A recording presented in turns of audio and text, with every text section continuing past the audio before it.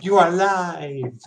Like I saw that little thing spinning around. I was like, come on, go live. Come on, go live. Go live. What's going on? Go live. Turns out I did get home on time. Just barely.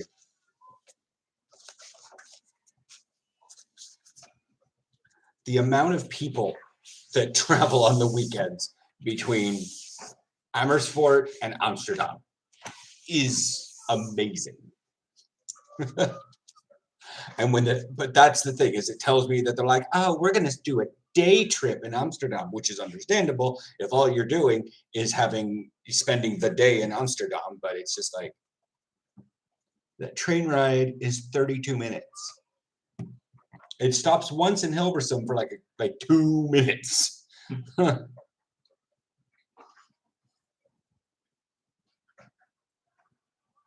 And I'm just like, what is going on? So, yeah.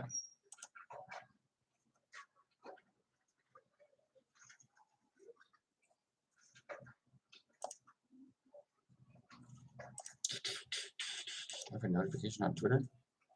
Oh. Oh. Okay. It's just me tweeting out this live stream, Aaron. The moment I hit tweet and your phone went beep, I was like, ah. And then post that to Facebook.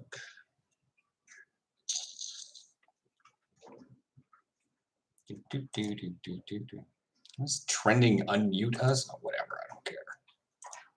Unmute us. Unmute us.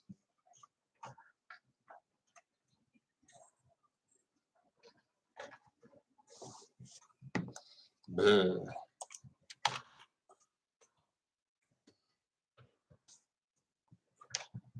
Do you want poppers? No.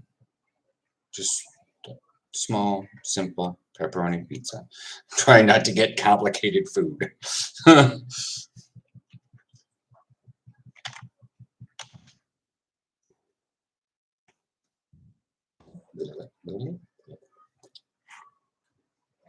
Okay, you said small, simple. I know. Are you ordering a child-sized pizza? No, I'm ordering a large because it's the kind we usually share. Yeah. Okay. When I said small, it was the idea of small, nothing grandiose. No 5-topping pizza with extra sides. Just none of that. Just okay. That's all.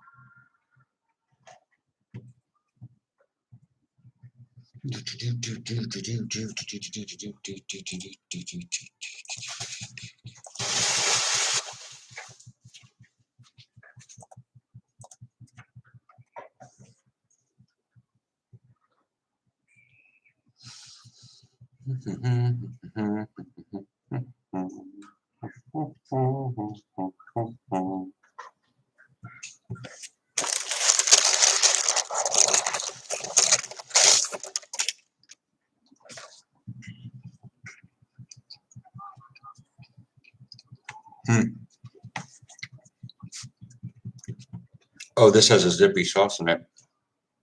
This is not something you would like. You got the cheesy gordita, or I got the crunch wrap, and I was like, been a while. I think Aaron would like one of this. And then I took a bite and went, no. Plus, they loaded it full of sour cream. I couldn't say no sour cream. By the way, that I ordered online. I probably could have on their Digi menu, but.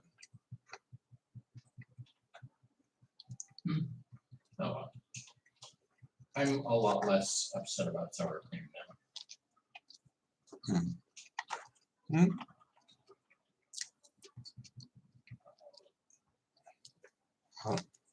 Well, hello. I literally looked down to catch a Pokemon and look up and I got double messages simultaneously. I'm like, okay, hello. I told you, Gabriel, I'd be on it in 3 hours. I wasn't sure if I was going to be able to get home, but everything wound up working out.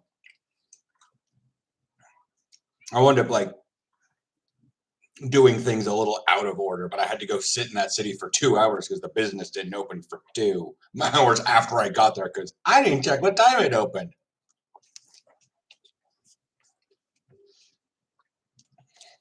So I went exploring. Not much exploring, but then again, it wasn't a big town to begin with.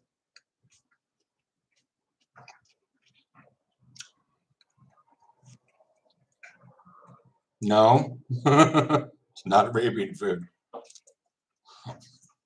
This may be the singular furthest thing from Arabian food. Yeah.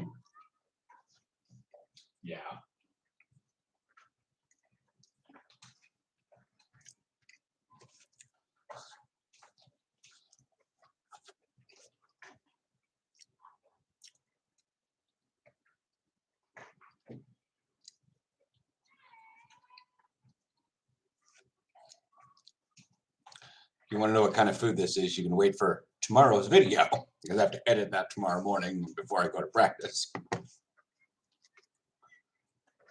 Don't want to give too much away, but at least you know throughout the whole video that it was successful.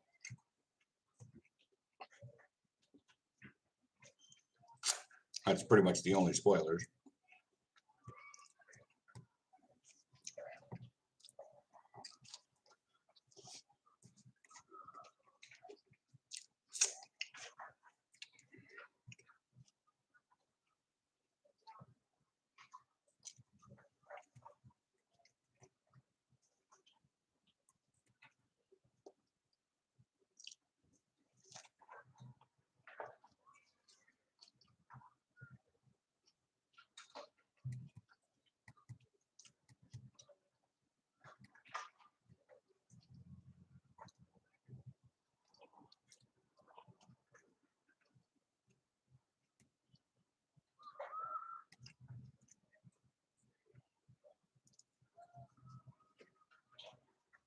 Besides, if I wanted Arabian food, I wouldn't have to go that far for it. Right?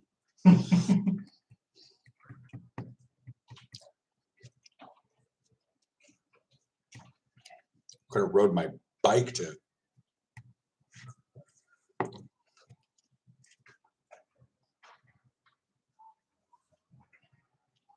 It's a griller. It's the beefy nacho griller.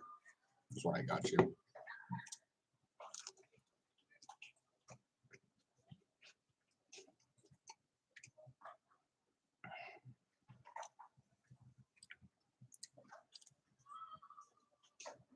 Arabian food near me.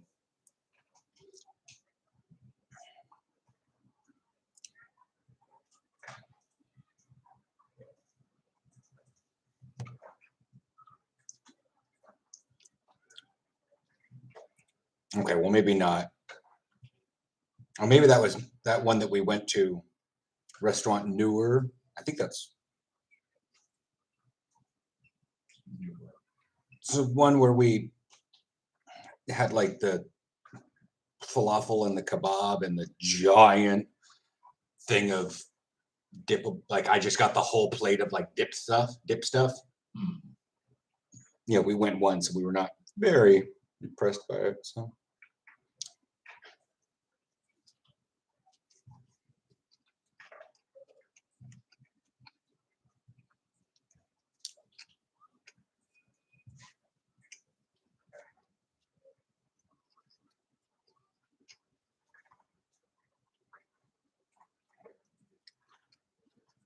I mean, I think it's Arabian. It's like kebab sandwich, but it's not listed as Arabian food. There's one place in O's called Bread and Salt. It's like near the backside of the hospital.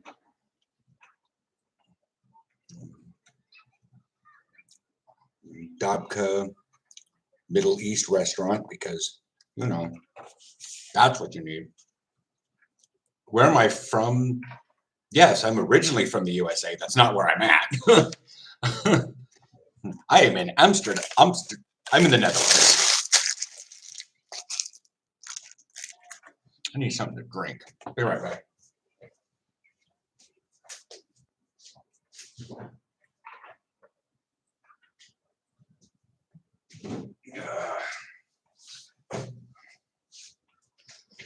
I mean, from in the USA, I'm from Portland. What's really funny is like there are some people from Europe, and they'll go visit Portland or Seattle or something, and they're like, "Oh my God, I'm just like the major tour guide here. Anybody want to know stuff?" And I'm like, "You got a lot wrong there."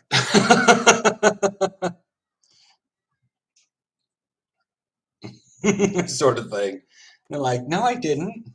Yeah, you did.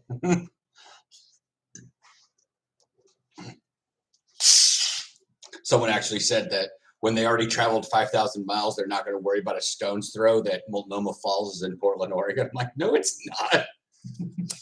That's like saying the Afsluit Dike's in Amsterdam. What's up, Letitia? Very aware of what's happening here.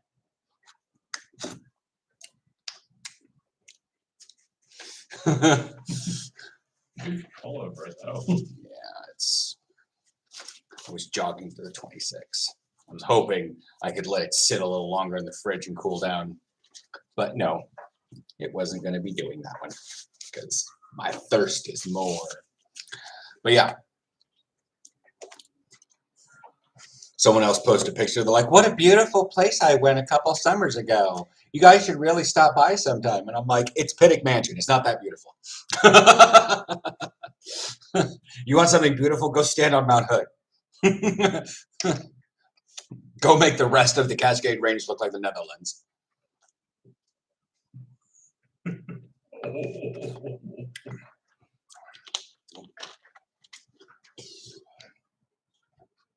We don't have time to climb a mountain. You have time to go to Multnomah Falls.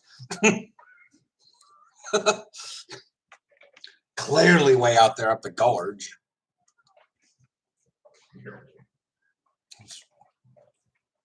It's like 30 miles outside Portland. I'm on board. No, I never played football in high school.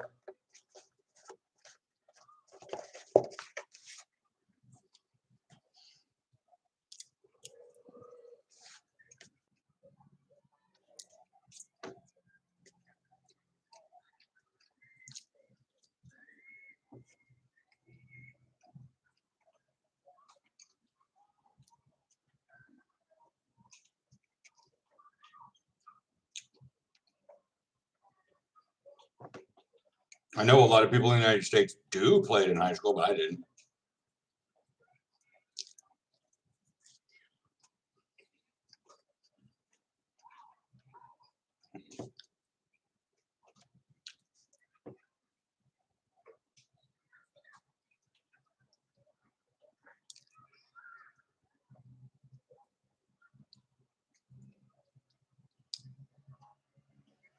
Well, I start the live stream at 6 o'clock and I'm hungry. If I started at 3 o'clock, I wouldn't be eating. But you'd all basically be asleep because it's Saturday, and apparently that's the thing to do is sleep in. I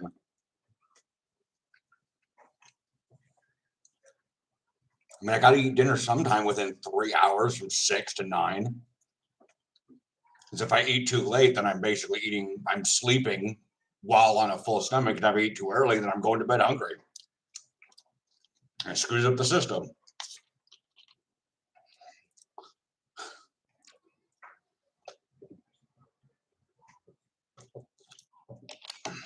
Yeah, and I'm not in the UK.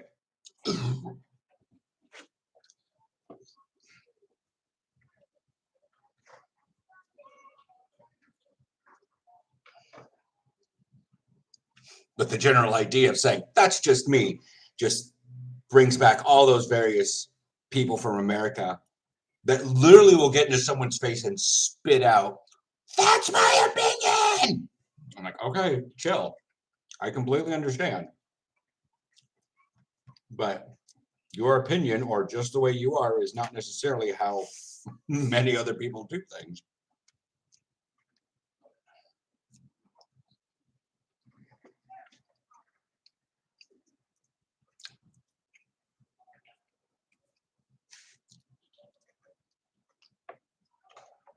I mean, what time do you eat dinner?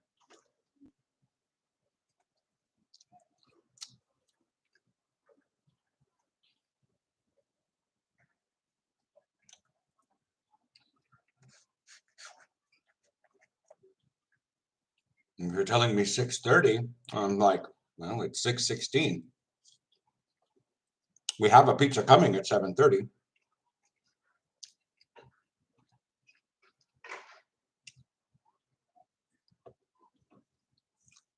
Panthers.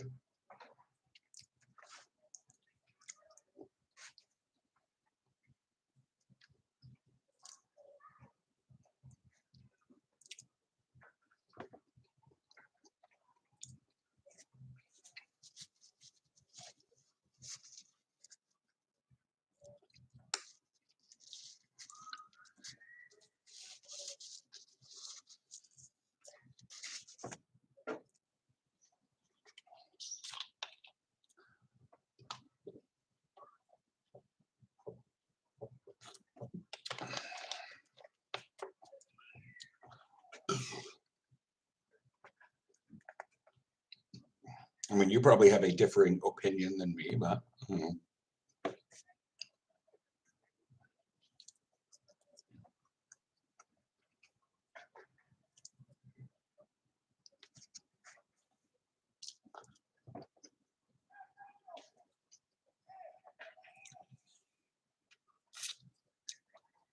focus on crisp routes. Know your routes, run them clean. If you run sloppy routes, you can screw up the entire schema.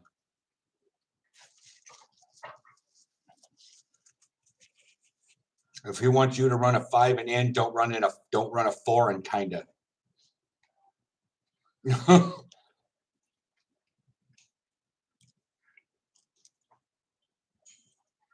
As a wide receiver, well, one, your job is to catch the ball, but two, you have to be able to get to your position, and you have to trust your coach has an idea of where everyone's going to run to confuse the defense. You do have a little part in that, but that comes later. First, you got to learn your routes and make sure that you know what the calls are, what the plays are, because offense is all about making very tactical moves.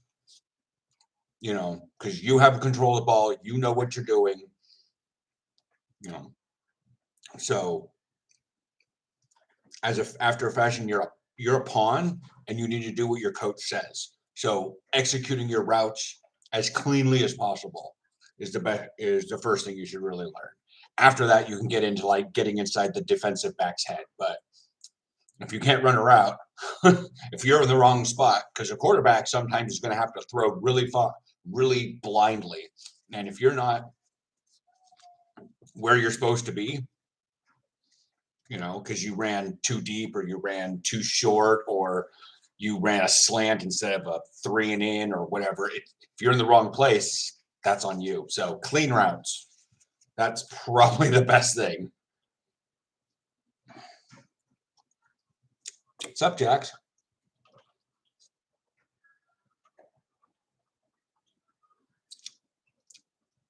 As a linebacker, fill your gaps. On runs, fill your gaps. Don't run through it unless you're blitzing. I brought that up on Friday's video, I think. You want to run into your gap rather than through it, because it's possible that, like, let's say you got center and the guards, that the guard is pushing forward and that this is your gap right here. If you can get past him, but you run past, the running back may be right behind him and then can slip around behind you. So you want to get the guard and then kind of look to the side where your gap is and get into the gap so that the running back, if he's running up the middle, is running into the guard, running somewhere else, or running into you. That's kind of a thing that a lot of people tend to If you're blitzing, all bets off.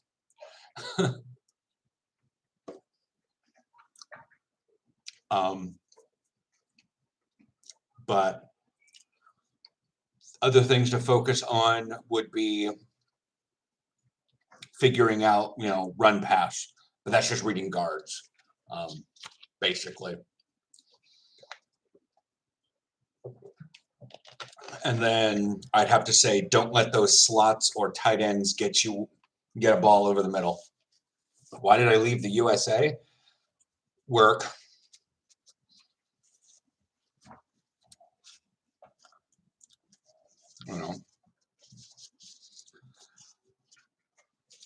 Life carried us over here because of job opportunities.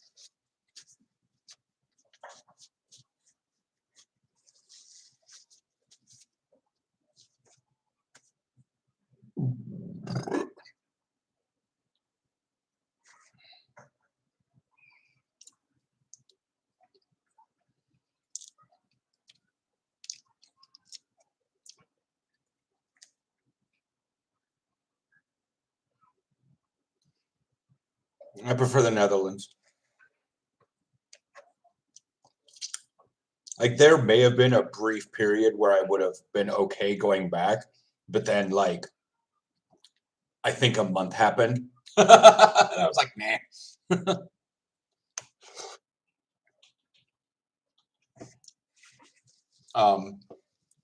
And now it's been 3 years. Have you watched the news? Do you want to stay here or go back to the dumpster fire? I'm like, I don't know. I don't have a fireproof suit. Where do I play? Hilversum, Hurricanes. It's city that's kind of central to the Netherlands, kind of. It's kind of south and east of Amsterdam.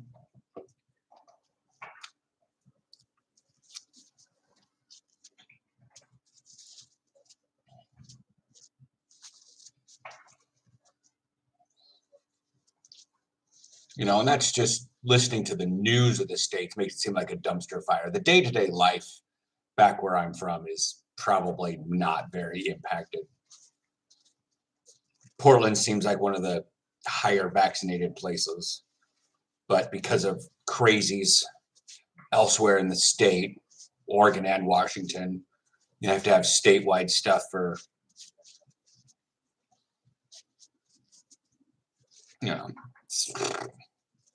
mask mandates and all that jazz. Because Eastern Oregon is like super bad, or middle of the valley. Who is the best player you ever faced?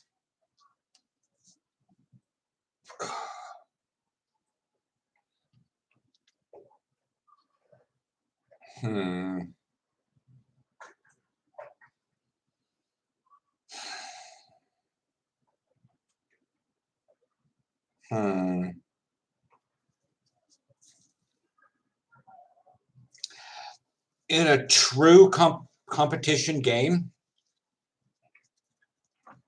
it would probably have to be the import quarterback for the Romanian team that we played in Paris.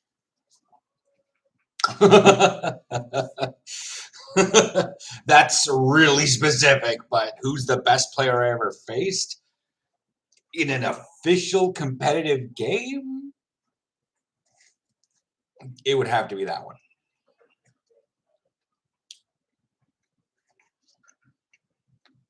We were part of a thing called the Atlantic Cup. It was a tournament. The Dublin Rebels were supposed to be there. Like, they feel like they were like sponsoring the whole damn thing and then pulled out at the last second. And then there was a team, Villepinte Diables Rouges, it's French, the Red Devils, and then the Bucharest Rebels. I think it's Romania, yeah. Middle linebacker.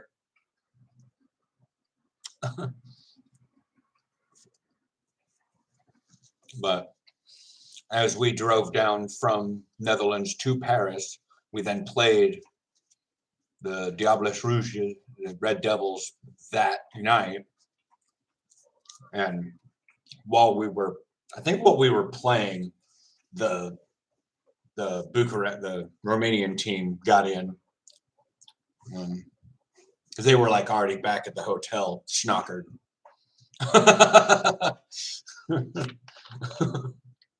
Yeah, if there's one thing that league does well.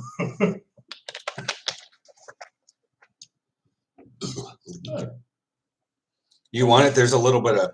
Yeah, sure. I was just, it was oh, they have that. Cheese fries, sour cream on it on top of that. I was like, why? Can't leave well enough alone. You literally have nacho cheese in a pump and fries. Can't you just cover cheese and fries? You have to. Yes. They do. Otherwise, it wouldn't be them. It wouldn't be.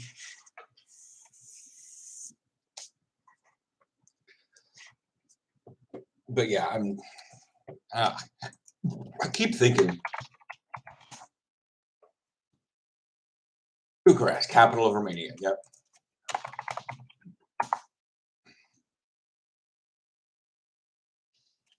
Yeah.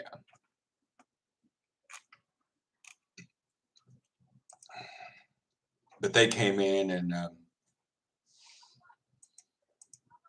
had a bunch of fun. We had like chill drinks with them, and then we went to bed. Since 2014.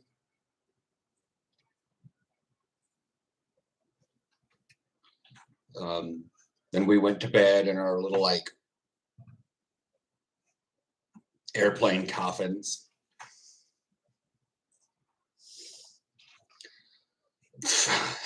Room was weird.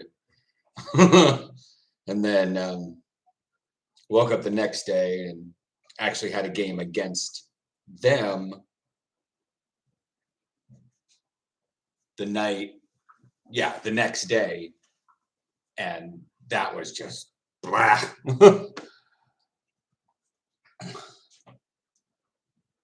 I'm like, it says something when you play 2 competitive football games on successive days. Like, the NFL doesn't even like doing that.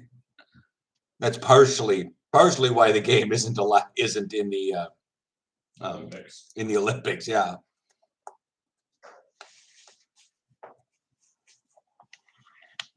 Because the rest schedule that's kind of necessary for high competitive play is just long. And like even rugby, they have 2 or 3 days in between their matches, and there's only 8 teams there, or something like that, 8 or 12 teams.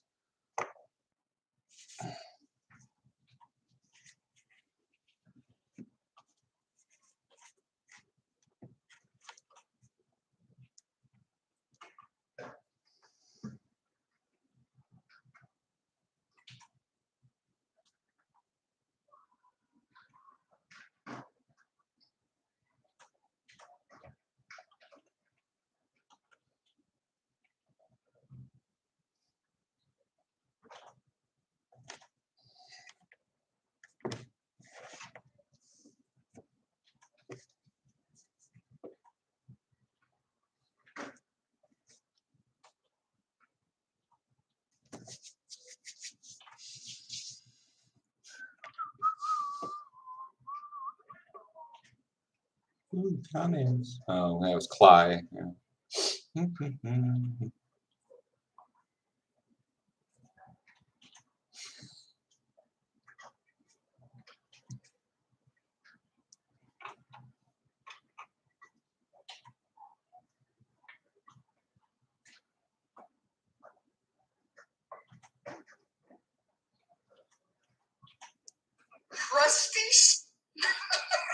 Crusty spam bake from 1965. You guys are going to be the end of me. To start, we're going to need some cornflakes. Promise, I'm not making this up. You Now we get our can of Spam and we cry. Slice into 8 pieces using a knife. Thanks for that tip. I was in danger of using a spoon. To the cornflake crumbs, we add 2 tablespoons of brown sugar and a dash of cloves. Because why not go full manic? Drain a can of pineapple slices and brush with butter. Just another day in America. Coat the Spam slices in mustard. No, don't make 20 minutes at 350.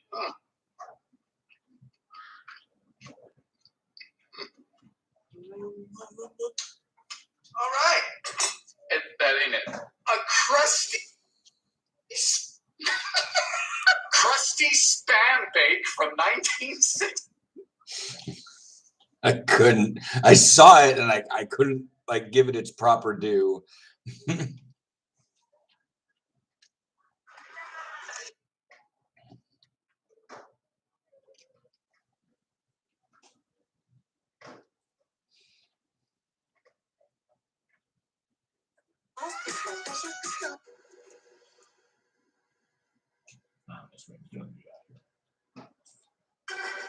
The bigger the figure, the better I like her, the better I like her.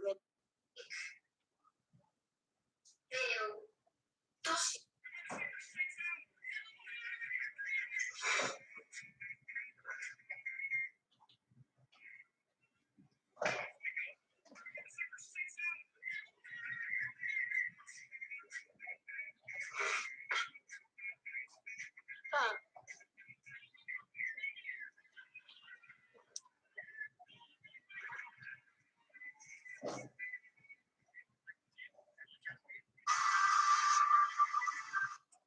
is no protection for them at all, except for a mask and making sure we try and socially distance as much as possible. Citing a CDC-funded study painting a grim picture of elementary schools that don't mask students or conduct regular testing.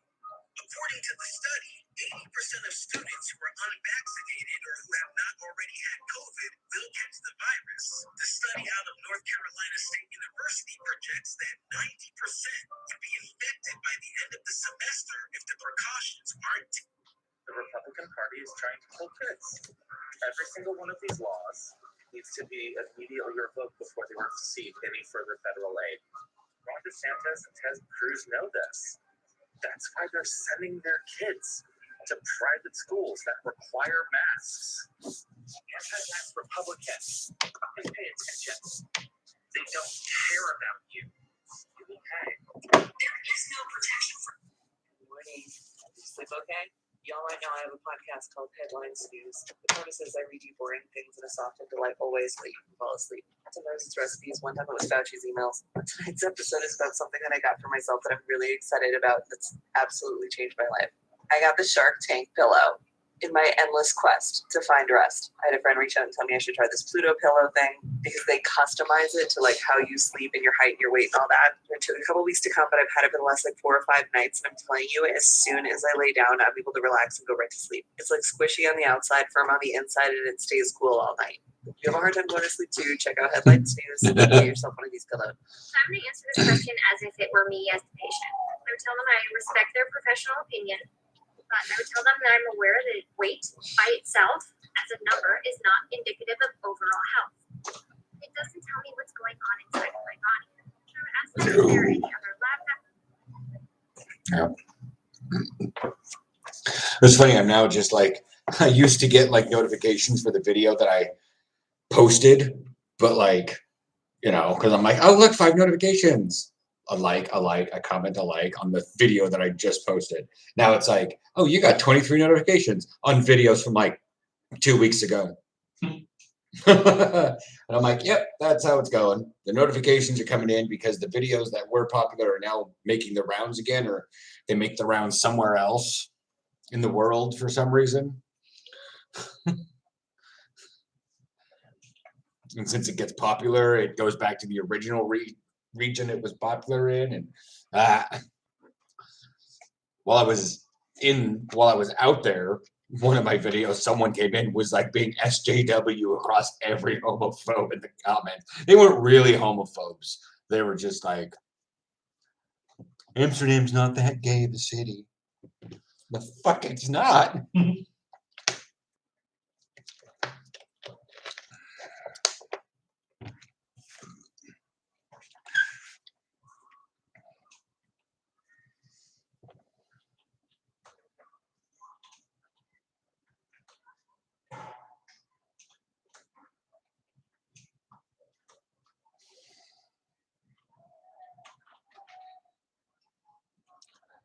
yes, I do plan on filming more at practice, but part of the thing is I've got to, you know, I get worried about like setting up the camera and not actually doing things at practice or whatnot. Like I've set the camera up before, but if I got to be out on the field, it's just basically set the camera up and run with it and let it run. And don't be suspicious. Like there was a thing where I set up the camera to watch us doing, practice drills and stuff with, line and linebackers. No, he's not. But we kept doing a drill that kept moving us to the side. So I went to go get a drink of water so I could turn the camera. But no, Aaron's not available to help film. I have to leave here at like 8:45 in the morning on Sunday, and that's not a thing Aaron does. And then I have to leave here at like 5, and I won't be home till like midnight. And for the general bulk of the year, it's dark the whole time. And that's just not good because he's night blind. So we deal with it when we have games, and if it's imperative, maybe, we'll see if we can get a ride back to Hilversum Station or something. But it's not really a thing.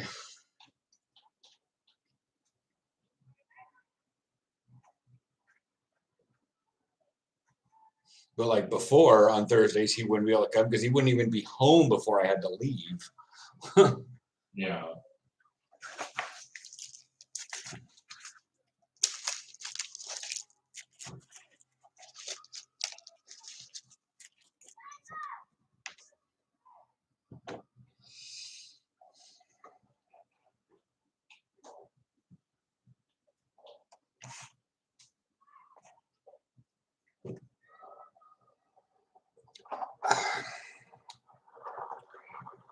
That camera is just too big to go inside my helmet. I went out and searched the adventure athlete video, which he utilizes the camera that's super small to go inside his helmet.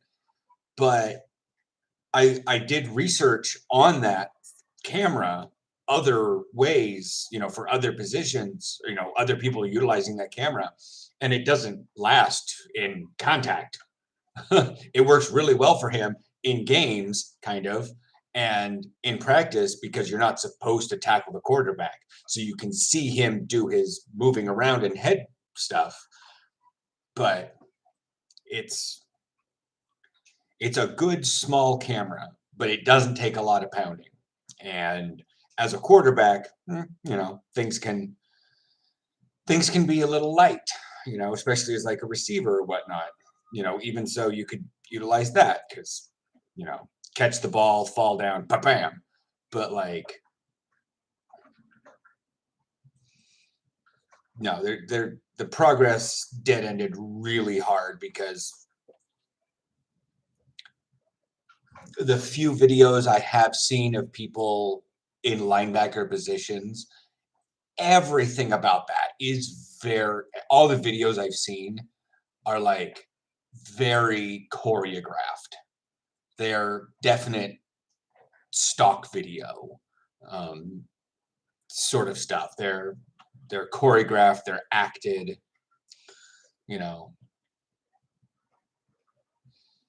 it looks real, but it's not real.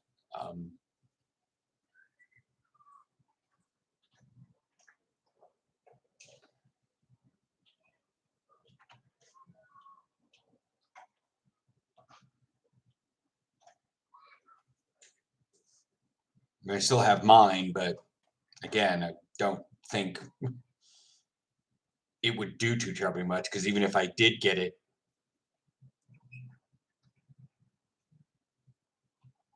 like, plus, this thing may be pretty good for nighttime. I haven't really tried it in low light situations per se.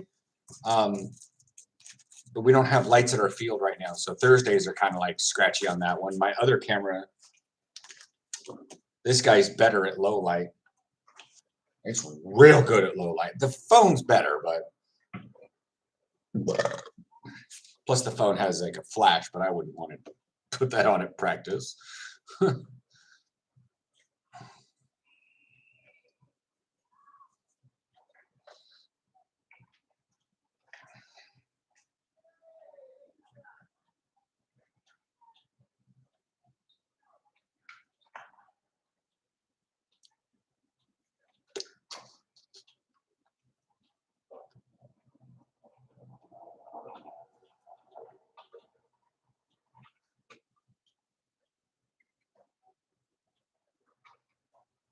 Because like before we had like a bench, you know, next to the field, and that's how I got that one. Is I had the camera propped up on a bench, which could look straight ahead at us, but now there's no place back there to set it upon, so it has to be sitting on the ground and like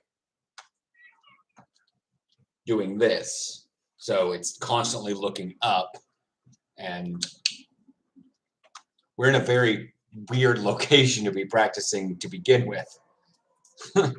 So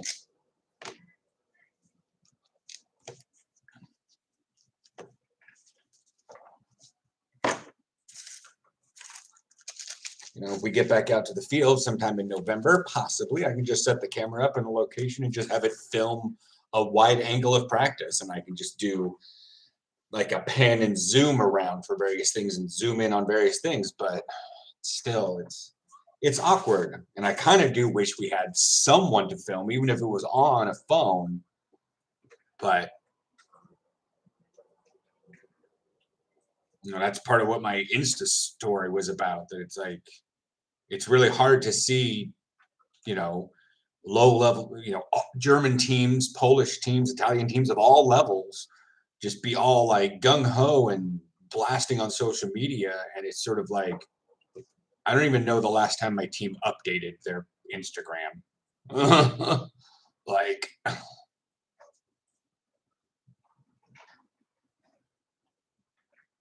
I've tagged them, but no, that's baseball. Baseball with snow.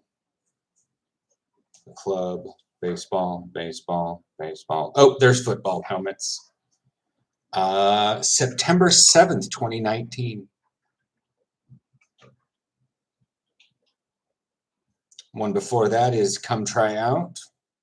September or August 22nd, 2019. Baseball. Football pictures at the when we did a event with the opposing with a neighboring club.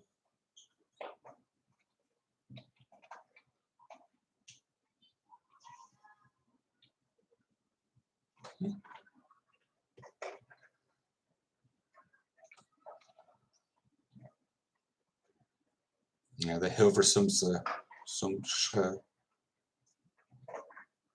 I'm looking at like all these people that are in here, and I'm like half these people have an Instagram. Tag them. Whoever posted this.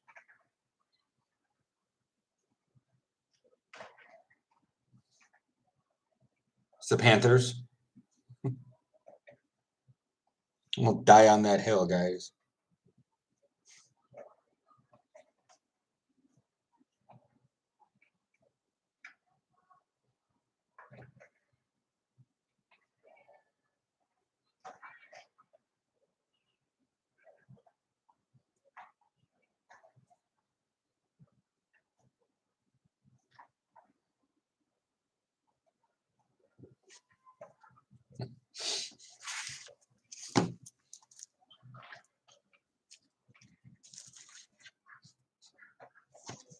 I need something else in my head. I don't care if it's not like a song. I just need something about being suspicious, not in my head.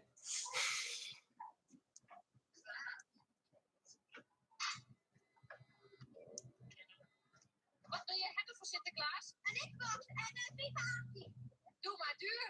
Ja, dat is iemand die aan 5 euro. Misschien krijg je het allemaal niet. Nee, kijk het niet. Wat leuk. If my speaker would arrange tomorrow and he come back to me saying yes, there will be a period.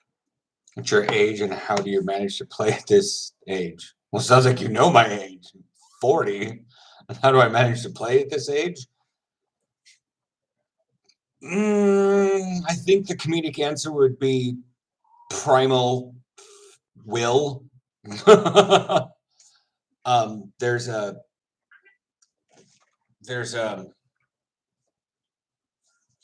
a point when your brain can push through a lot of things because it's something you really want.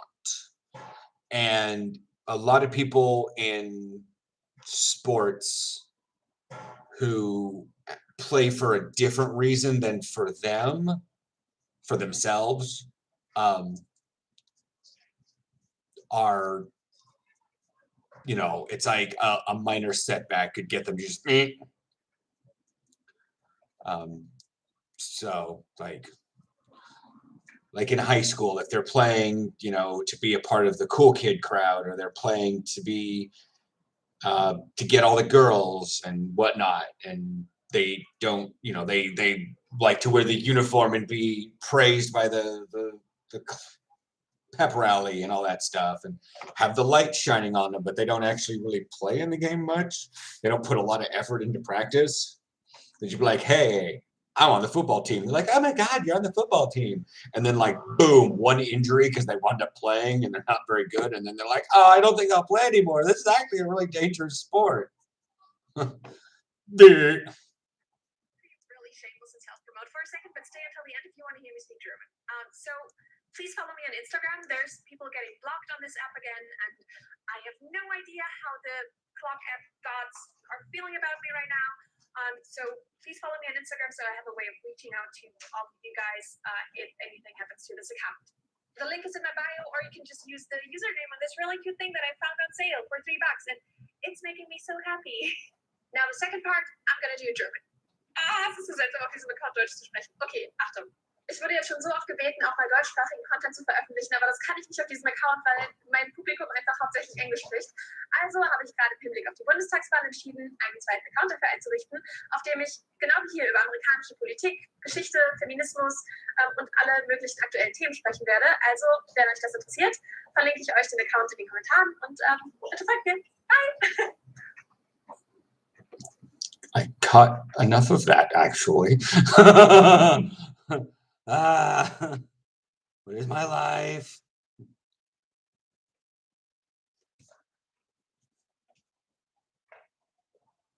But anyways, yeah. I'm gonna be really.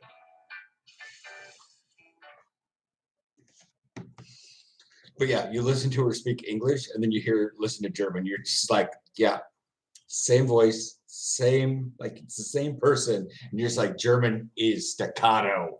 Yeah.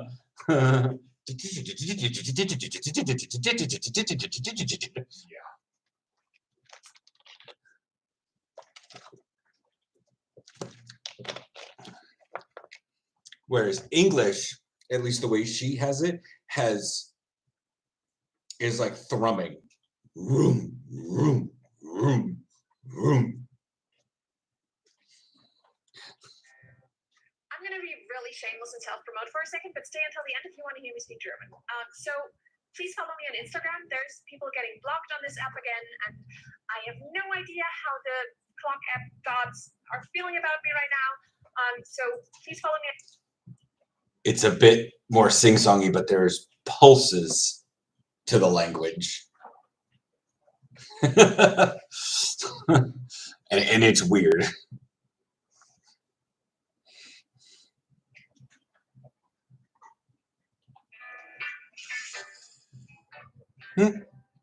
Scottish Craig just got his second vaccine today. Hello, Rylan. I'm gonna be really shameless. Oops, that's my legs. You don't find that Did Irish people in Indian part of the top pair while the Republic existed? I have no idea because I don't know. Roll-in strike package brought. Let's talk about the most powerful magic known to the Vikings, save magic. So first of all,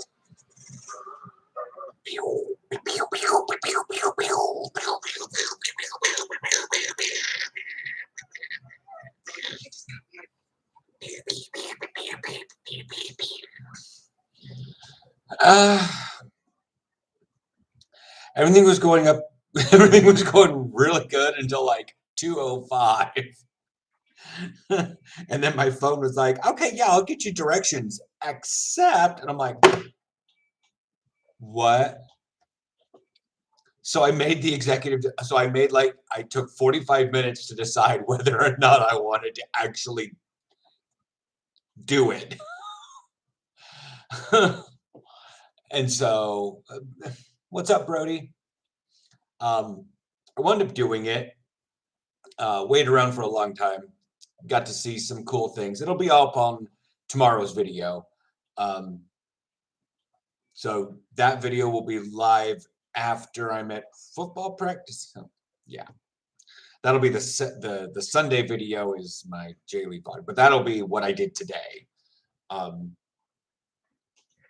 And so I'm trying not to give spoilers of it.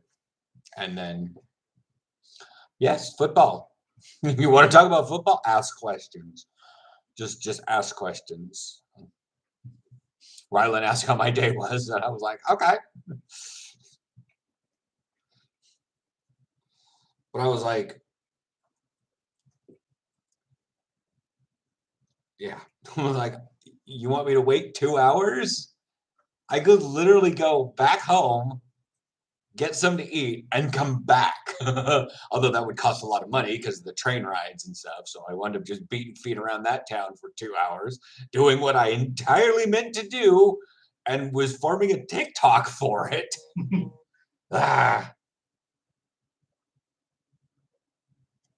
Yeah. That's awesome. What position?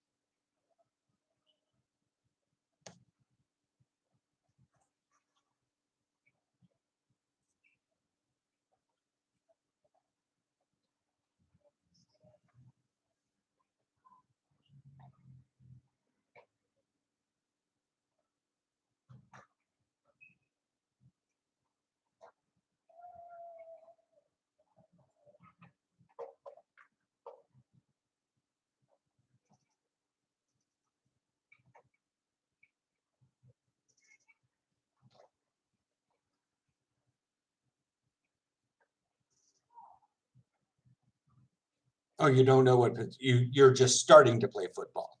Okay.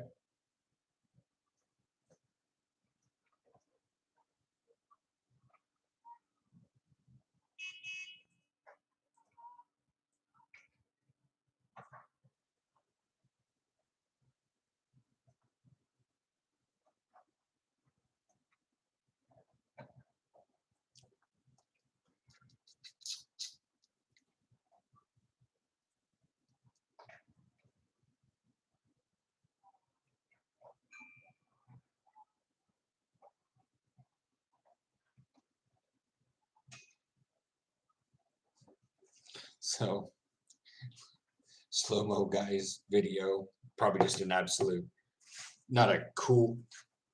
It says, what if every second lasted an hour? And I'm taking a wild guess that he filmed something in such a high frame rate that to put it at normal visual frame rate You know what I mean? Yeah. Like to make 1 second, that's 60. 3,600. So if you filmed at 3,600 frames a second and then placed every frame a second, That'd be an hour per second, or a second per hour. so even if you did 30 times that, so 9, whatever, 3,600 times 30, so you could do 30 frames a second for an hour. Yeah. And film 1 second. Do you think you'll gain more traction on YouTube or TikTok? I have no idea. Yes. I have a GoPro, Brody. It's right here. Oh, you are not screwed in. Because you're right there. I don't know. I mean, the whole thing for that Dutch article happened because, or that Dutch news person came out because of TikTok, not because of YouTube. So, I don't know. I don't know what I'll gain more traction on YouTube or TikTok. The thing is TikTok is so regional. Thanks, All-Star. Yeah. It was really fortunate that the idea is on, hang on. It's really fortunate that YouTube chose that picture for the thumbnail. I was like, wow, a cruise ship, that's going to draw some people in. I know people are like, you need to have the art of the thumbnail. I'm like, I'm lazy. I pick my thumbnail for football videos to show me in football gear or football action of sorts, so people know what that is about. But daily vlogs, sometimes I don't know how to provide an extra thing. So, but yeah, like but that's the thing is the NH News saw TikToks of mine, but people find me on YouTube for a suit up video. The issue with TikTok is that it's regional, so it doesn't really matter how much I put in. Here, I can actually go to my analytics. Creator tools, analytics. It like doesn't matter how many football videos or how much NFL talk I do.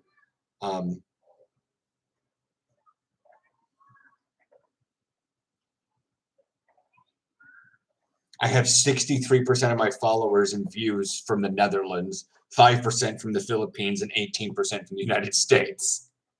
And then it just kind of peters off from there. So it's like the content about football is not very strong on TikTok because it's not going out to people that view football, American football, TikTok. Or they do, it's just in a regional area like the Netherlands, and it's not a very popular sport.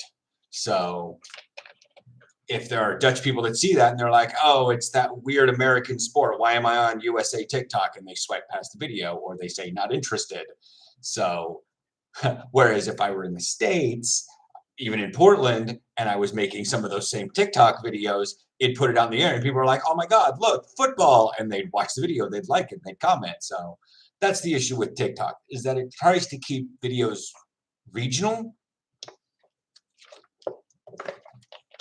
And so my, hey, look, I'm in Amsterdam. Hey, look, I'm in this city. Hey, look, I do this stuff gets more views than because I say stuff about the Dutch.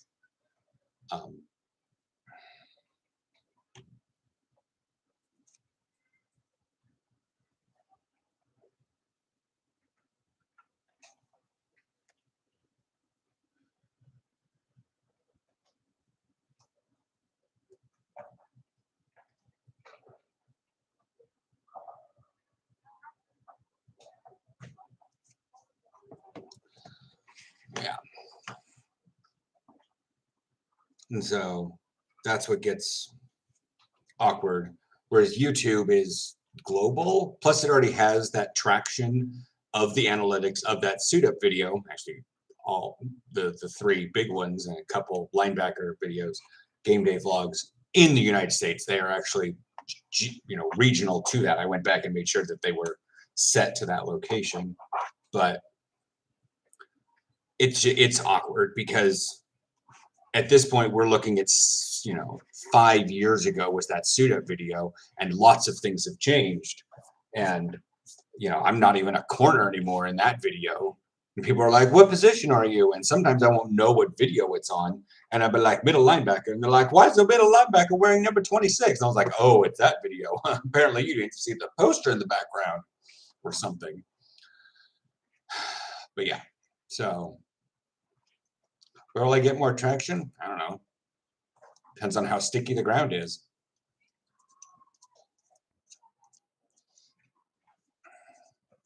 There's a delicate balance between creators and what's the other one? Viewers? Yeah, or consumers. Creators and consumers. Is that creators can do a lot about their stuff and make sure that it's relevant to their consumers.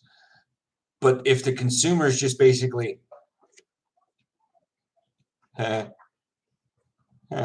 they don't like, they don't comment, they don't even really watch a video for longer than like 3 seconds on TikTok, it's gonna be like, okay, got a view, cool.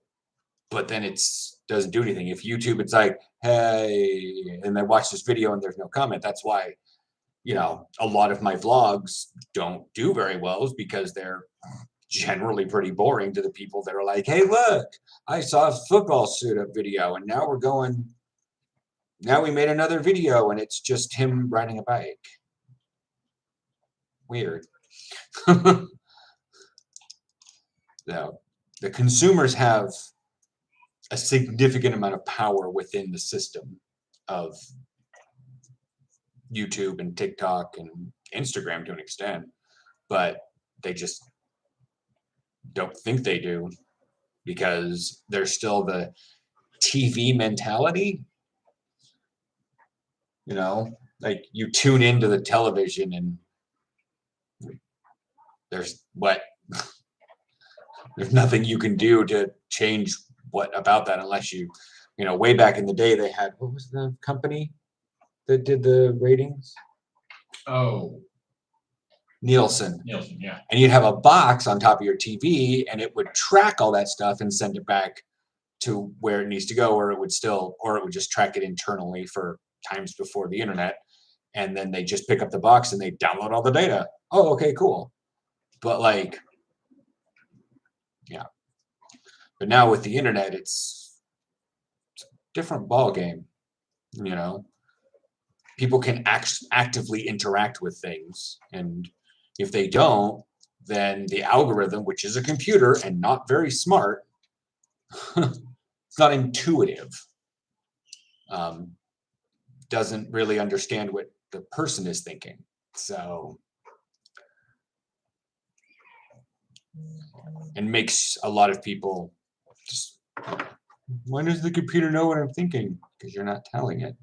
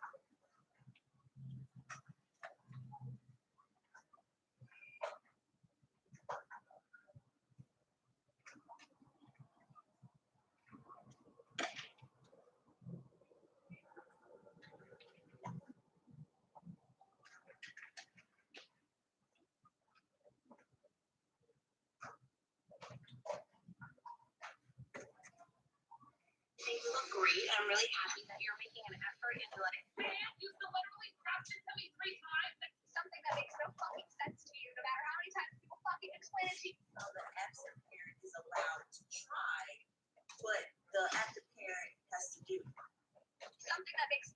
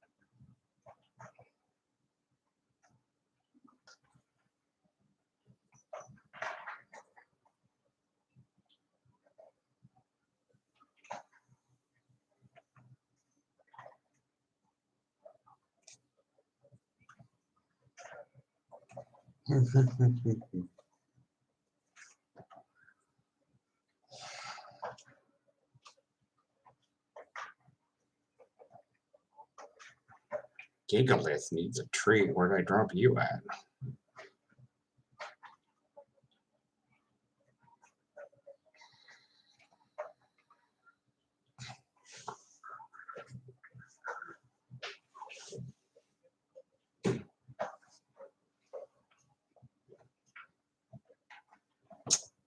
Railway station.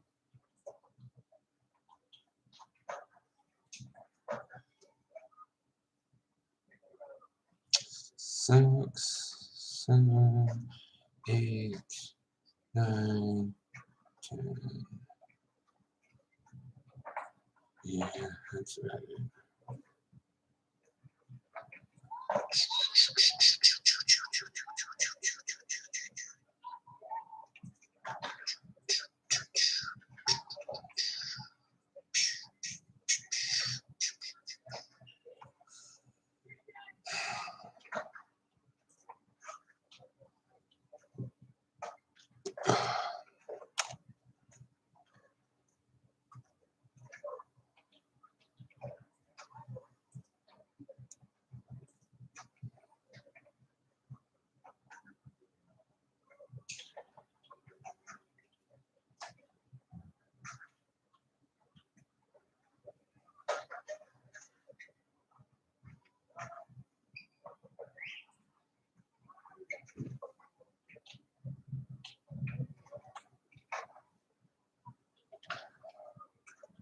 Again, Google is like potential disruptions due to rain. What?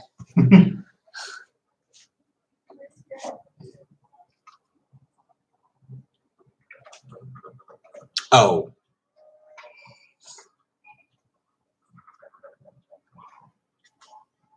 Oh, for 12 hours, starting at 3 a.m.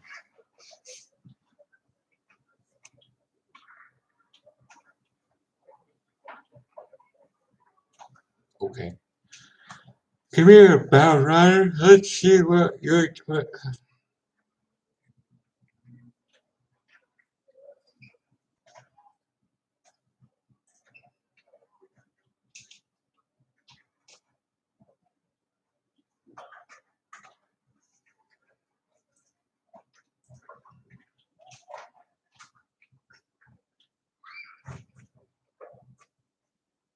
Oh, wow. Come here. Because I don't want to leave the screen. It literally, like, you know how everything turns around a certain point? It flips on the Netherlands. Like, you see it go across the southeastern section, and then it hits up at Groningen, and then comes back down. Poor Groningen. Oh my God, I want to see what that does. Groningen. Yeah. Oh, Jesus. Oh, Jesus. It's just listed as 14 millimeters per hour for like 6 hours from 9 till 2. It's like, oh God.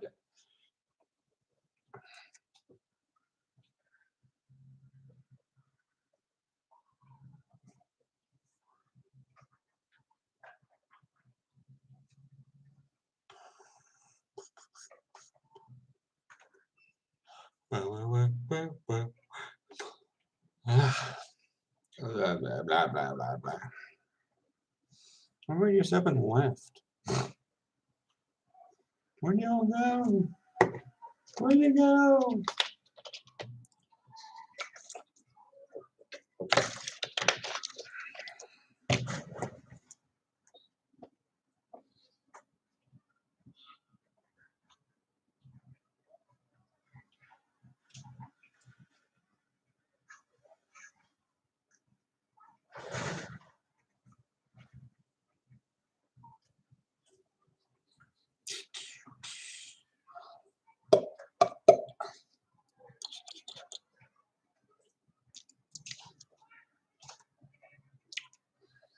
No. Figure if I look at the chat funnies, something will happen, but no.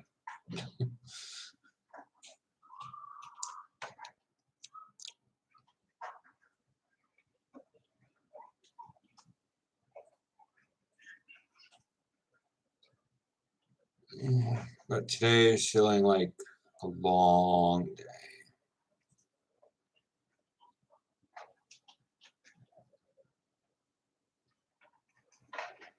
Yeah, yep, it is evening. You practicing your Dutch, or do you have to look that one up?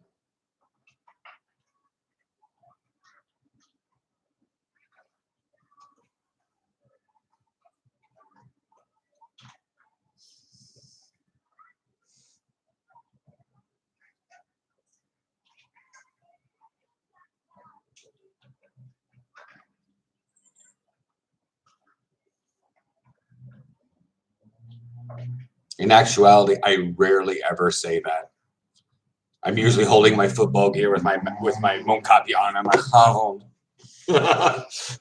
Havond. Practicing, not good enough yet, though. I mean, to be fair, I'm catching the bus at like 10:44 at night after football practice. Havond. Sometimes I don't even get out this hoy. And I sit down in like the handicap red chair areas because nobody's on that fucking bus. Yeah. And even less people will be on that. You know, it's like more people were on that bus. Like last Sunday, and not this Thursday, but last Thursday. But it was like super warm. And like, I think people were just like having a night out on the town or something. It's like the last night of their vacation or something. But yeah.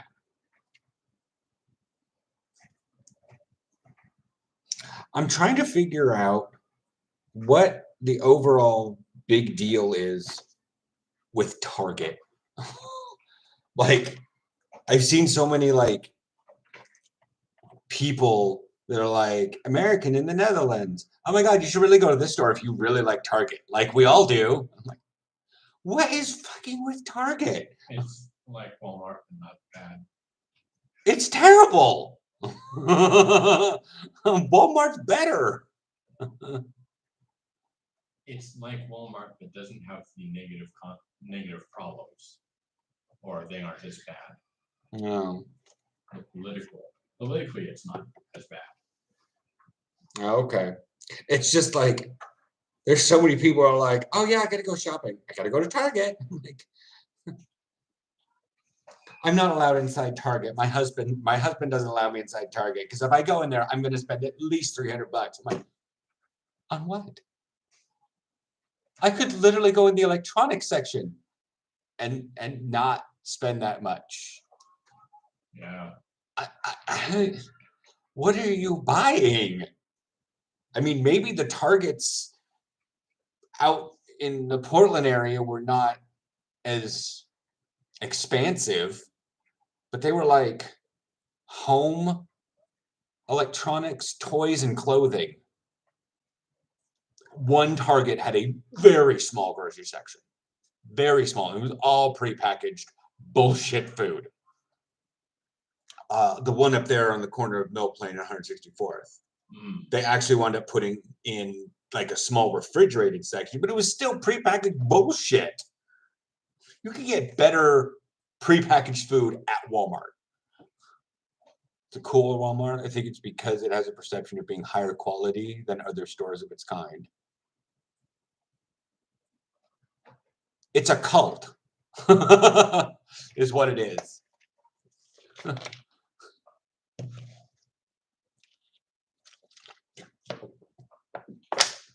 The problem is the issue. Target's a cult. People go to Walmart to shop. Good branding and marketing.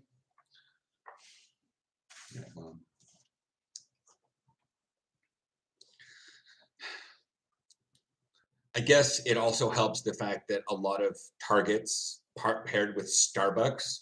So I'm going to go to a Starbucks, which is inside the Target, and that's just like best of both worlds. Why wouldn't I want to go buy 9 more pieces of furniture and a new summer outfit for, July when it's March, and get an iced coffee on the way?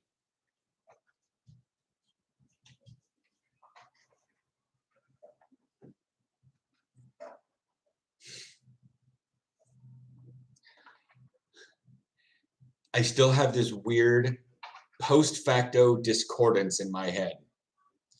There was a Kmart in Jansen Beach Mall for a long time. Mom drove over to the Kmart to do some shopping. We were walking around inside the Kmart and doing stuff, and it was about dinner time because Mom had gotten off work, and she wanted to do cheap shopping. Kathy and I were hungry. Mom, can we eat at the Little Caesars inside there? She says, we're not poor. I'm like, oh. So I had this idea that eating Little Caesars was poor, but we were shopping at fucking Kmart.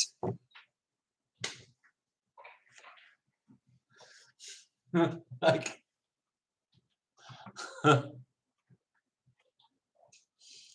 Mom, can we have dinner at McDonald's? We don't eat like peasants. Well, we're shopping at Walmart. I don't know. You're asking the guy that hasn't lived in the States for 3 years about a store that were in the process of shooting themselves in the foot. Like, there were locations that were going under, but for some reason they still had amazing ads about shipping your pants and shipping your bed and all that stuff. They had other commercials too. Like, they were doing wonderful somewhere. Now I want to Google that one, and I'm afraid I'm going to get a GDPR error. Their website is still functional. Store locator, zip code 97006. Why? Because that's the one we had. Search. There are no stores within that zip code. Fine. Let me click. There are no stores in Oregon. There just goes Ohio, Oklahoma, Washington. There are no stores in Washington, even though it lists it.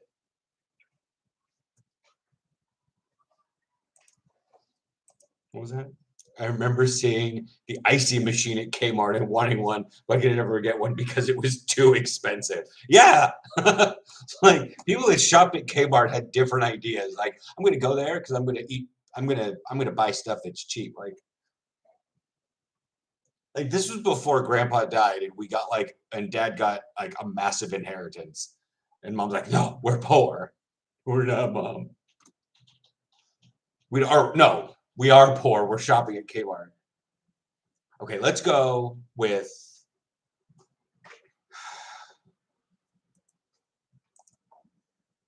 there is a Kmart in Guam.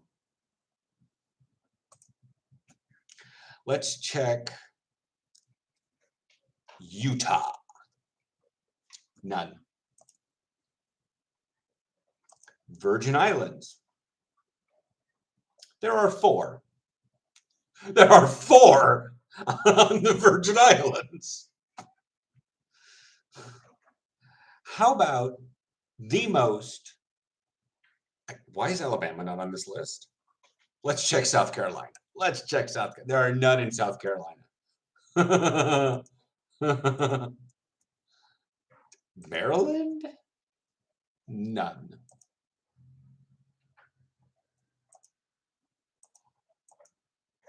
A 100+ miles of Portland.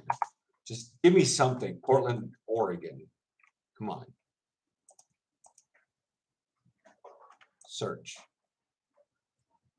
Oh, Christ. Is there any in Florida? Good. There are 4.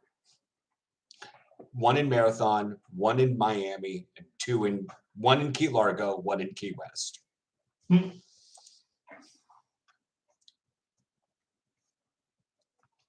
Is there one in Orange County, California? No, I'm not sure what. No, I don't actually realize where Orange County is. Is that California? Yeah. I don't really give a crap much about that part. Oh, it's south of LA, Los Angeles County. Okay. Or is it Los Angeles? No, Los Angeles has its own county. County seat is Santa Ana. Largest cities is Anaheim and Irving. Grass Valley, South Lake Tahoe, Freedom. Nope. There are very, very, very few Kmarts left in the world, but they still exist.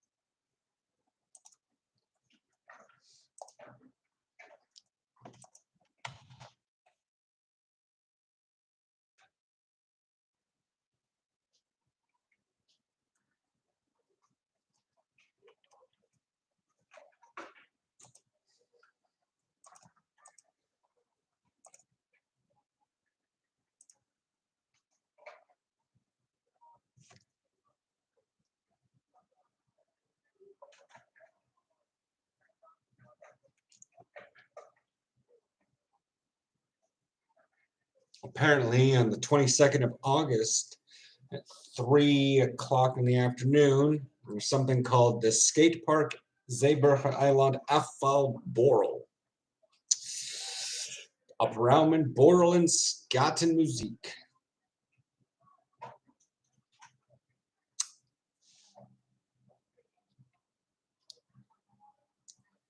Great. Oh, put on by Women Skate the World. Basically, clean up the park, have booze, skate, listen to music. Nice. Sounds like a good time. Yeah.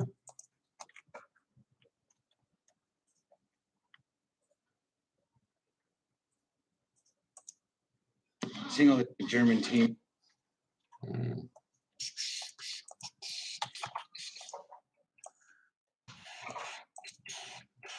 You have, yeah, no. That's a yes and a no.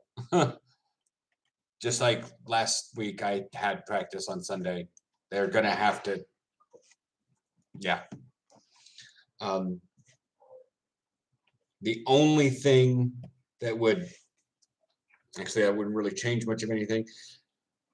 If we have a game, I won't be live streaming. Obviously.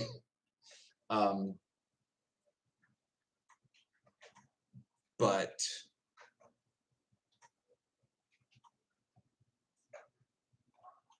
even if we had a game the next day, I probably would live stream but still not drink.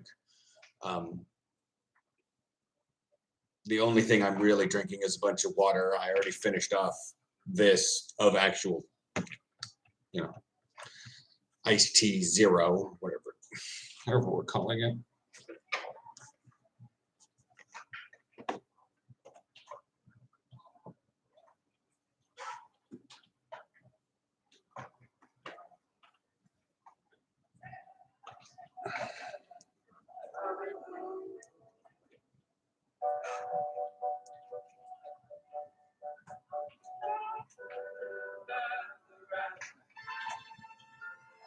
Look, this is the biggest mistake I see people. Slow and steady. Hey, Karen, watch this. Slow.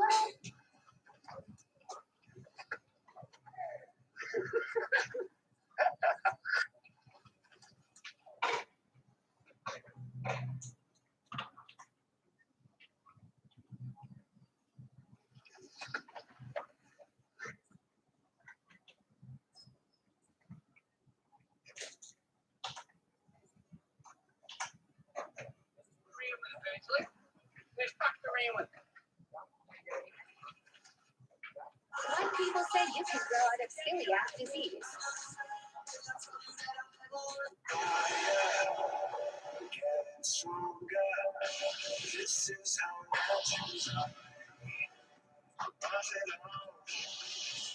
Still can't believe this guy said this in the song. An artist who goes by the name Atomic Godwin dropped a song yesterday night. It's called Brainwashed. Now the whole song is crazy, but the last verse was ludicrous. So let's pre that. Someone said if you don't like the milk, Pulled over for speeding.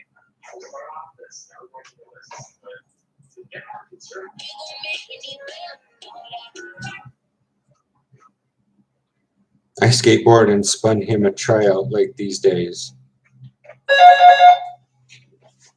Wow, that's really on time. They always are. Oh, okay. Yeah, you'd probably just absolutely have a blast out at that skate park. Yeah. I mean, I've been out there with my rollerblades at times. Have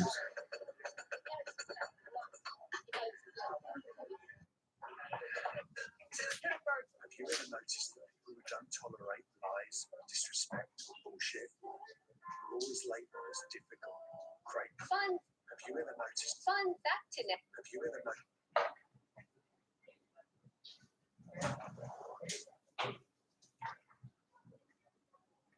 Just the people who don't tolerate lies, disrespect, bullshit, are always labeled as difficult, great? Fact to know. You know what? It's been bothering me like most of the day. I've been trying to figure out if there was what that smell was yesterday. I figured rather than just browse TikTok, I can actually look around to see what was making that smell.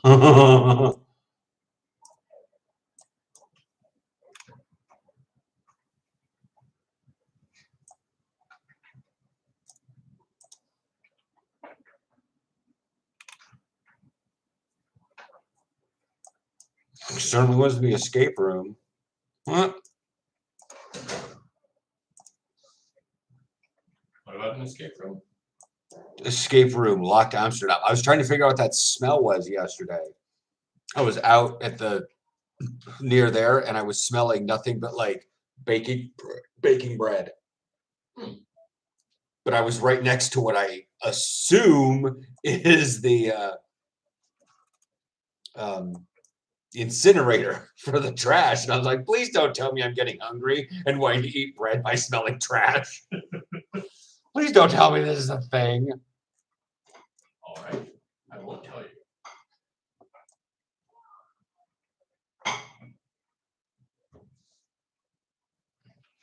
Well, at least they're okay about naming something. This little curved area is called Petroleum Hafen. Take a wild guess, Aaron, why it's called Petroleum Hafen.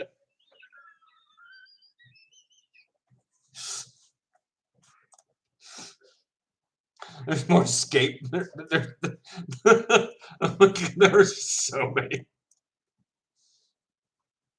There's so many tanks there.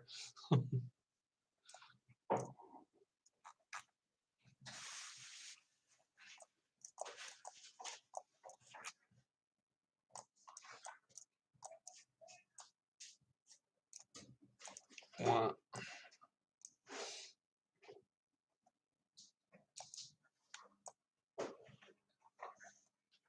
Okay.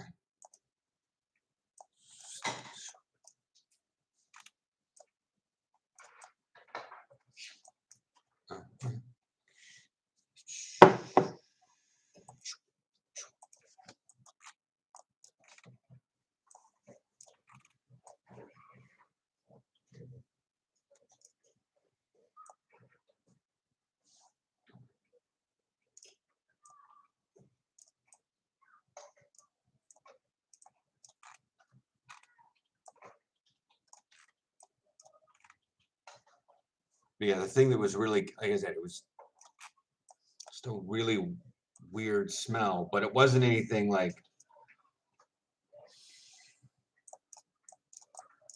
it wasn't like bad.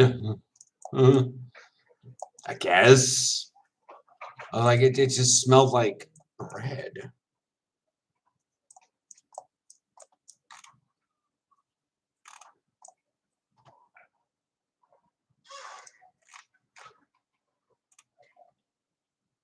Yeah, I thought that was the thing. That's not. That's a hype thing for the making fertilizer. Where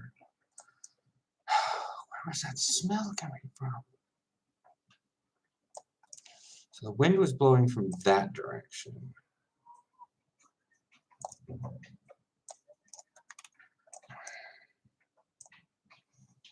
No way that was Burger King. Not that far away. Had to have been somewhat close by, though.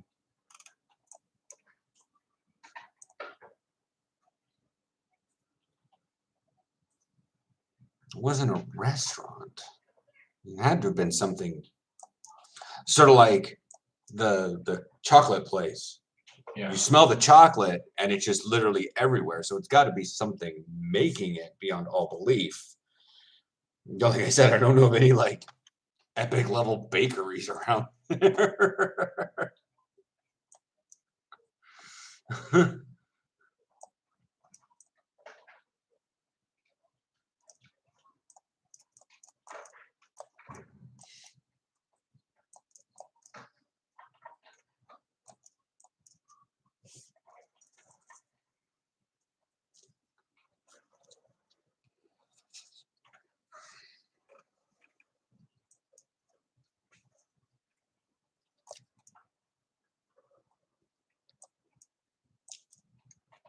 Who knows? Who knows? I've been dealing with the smoke from wildfires. Who knows? Yeah, Matt finally made it to the stream. Well, you always make it to the stream, though. What we got here? Dealing with wildfires, burning in California and Oregon. Smells like campfire outside. Normally I like that smell, but not all the time. So I've seen pictures, and I don't know because sometimes people aren't putting, captions or locations, and they're just like, "Oh my God, look at this," and I'm like, okay. And they're not saying anything. They're just like, I'm like, we got like triple fires right now going on. What's up, Brody?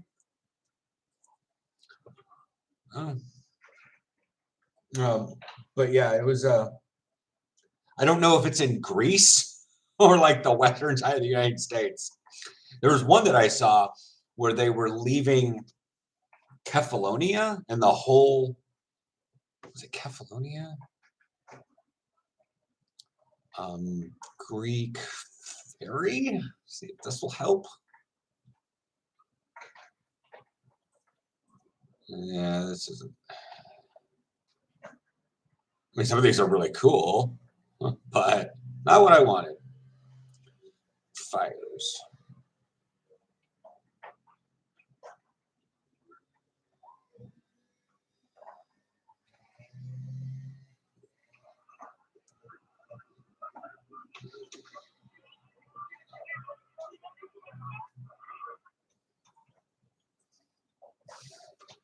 Yeah, there was a bunch of people taking videos of like an entire hillside up in flames while the ferry was out in the water.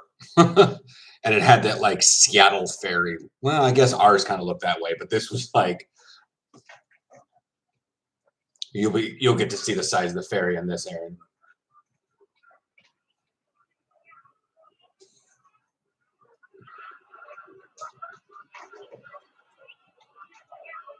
Yeah, it's like a car ferry. Not our little like Fierches here.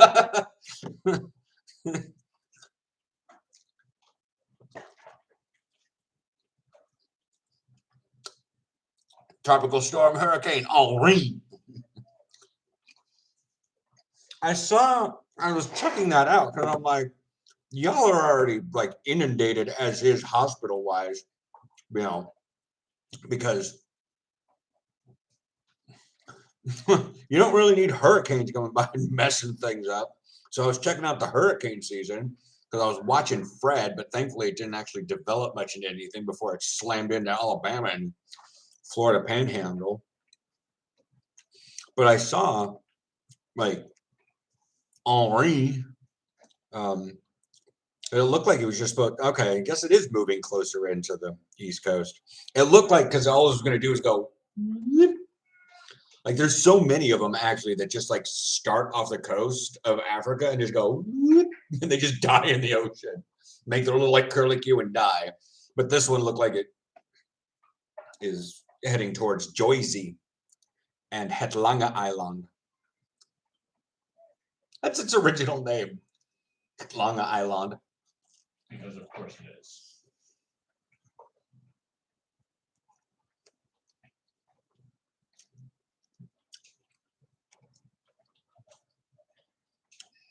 Mr. Peterborg out there learning his Dutch. There's a popular place in New York. It's a really it's an amusement park, isn't it? It's an island, right? Well, an island, yeah. It's an island and it's an amusement park. You know the name of it? I mean, Riley might know it. He lives up in that general area of the world. I mean, at least it used to be a major amusement park area around New York.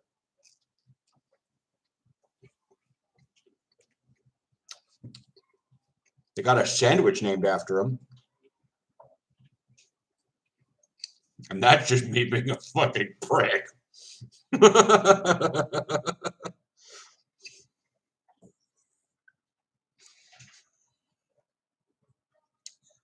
Yeah, it is. I mean, is it really a sandwich? I don't know. It's meat between two buns.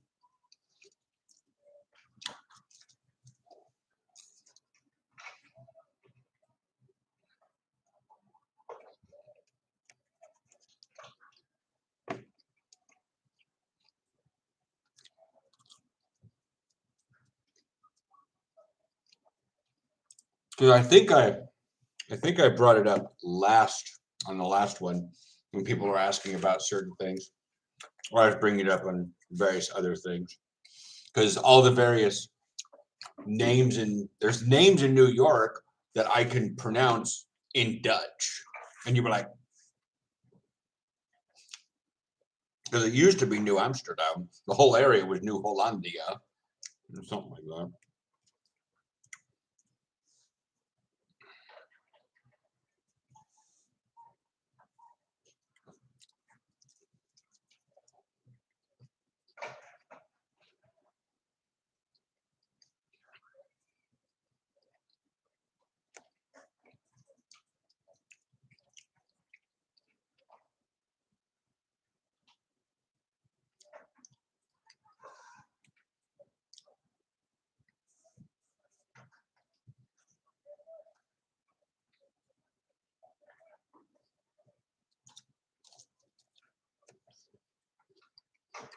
by sandwich, I meant hot dog.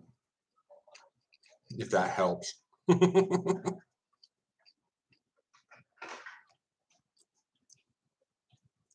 Well, okay, so Grace is traveling over Mexico right now. And I saw that one was projected to stay like flatlined going due west. Okay. So I'll tell you this much. It's the Coney Island hot dog. Because when the Dutch got there, they found a bunch of rabbits. So they called it Konijnen Island. If you're ever in the Brooklyn area, visiting Harlem. But yeah, Grace is heading straight across Mexico. It looks like it may have died out, but Henry looks to be.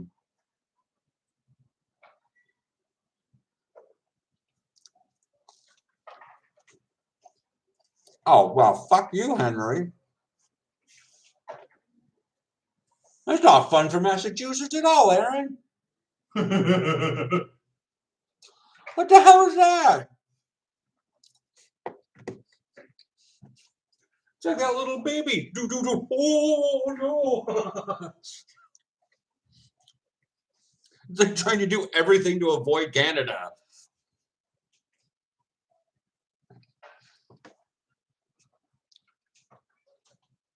I know it's like weird projected, like that's the most likely arrival time of tropical storm force winds. But its general timetable looks like this, which means it's heading straight north Sunday, 8 a.m. So tomorrow morning. It'll be making landfall at Connecticut.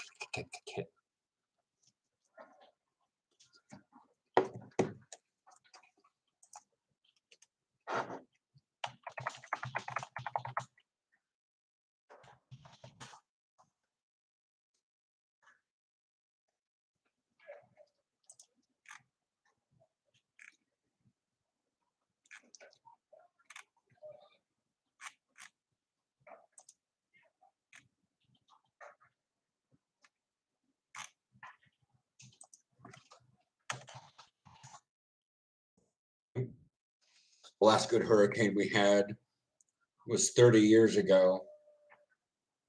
This past week with Hurricane Bob. Not Sandy? Or are you already looking at like, oh, Sandy was absolutely nothing. And I'm sitting here like with earthquakes. Oh, a 6.2? What the fuck are you complaining about? Like, get back to me when you hit at least 8.5. Is that Sandy?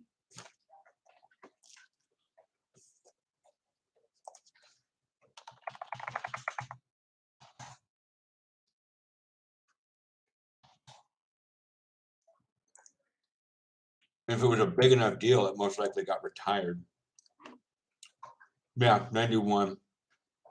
Is that in the same season as Andrew?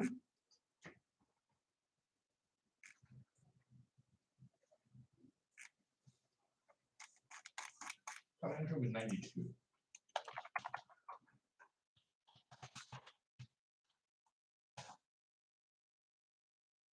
Yeah, the next year. Hurricane Bob it hit the Bahamas August 16th. Bob made landfall twice in Rhode Island. How? What? Rhode Island says all you have to leave to turn around. That's all. How? How do you make landfall twice in Rhode Island? Was that the Family Guy where the train's trying to get in the tunnel? Fuck. First on Block Island, then in Newport. That's not a thing. That's not a thing.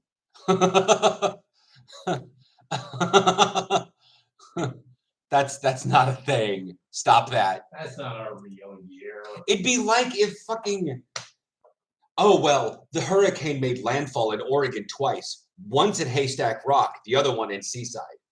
It's not a fucking thing.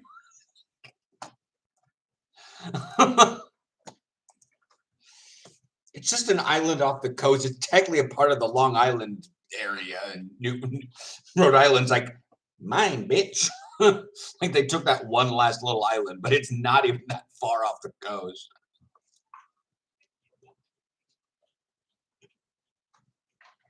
Although it became the only hurricane to make landfall in the contiguous United States during the 1991 season.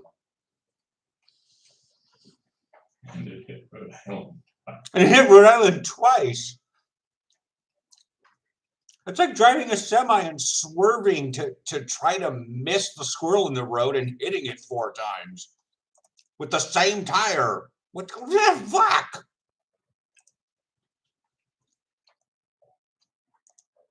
Het lange eiland.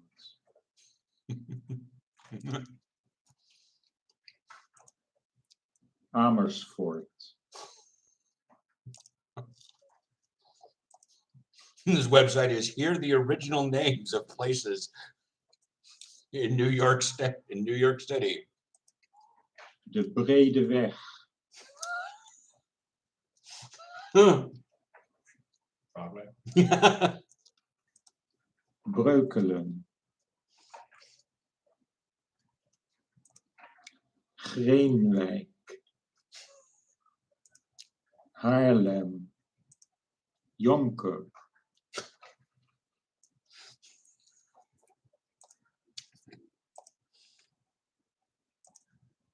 Konijneneiland.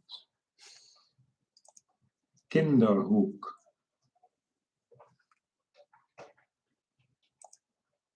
Kromme Zee. Crooked Lake. Turned into Gramercy? Kijk uit. Which is actually a different spelling than we're used to. This one, it was originally called KYKUIT, but it actually changed to KIJK. So it's a lookout. Kijk out. Kijk uit. Vlissingen. Became Flushing. Walstraat. Take a guess what that one is. I love these. Noordrivier. Zuidrivier. It's the Hudson and the Delaware. Like, what are you going to call them? The Dutch just call them North River and South River.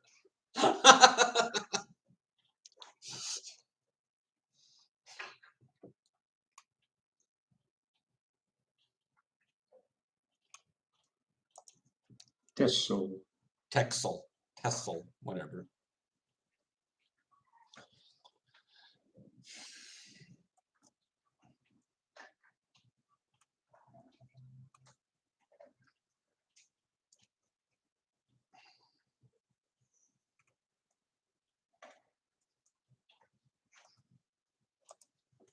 Jonas Bronk.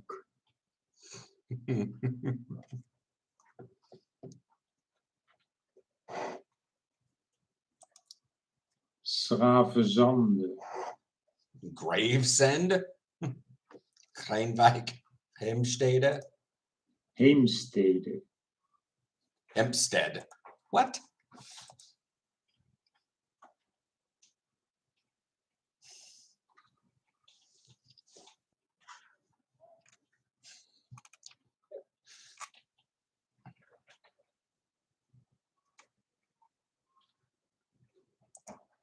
Yeah.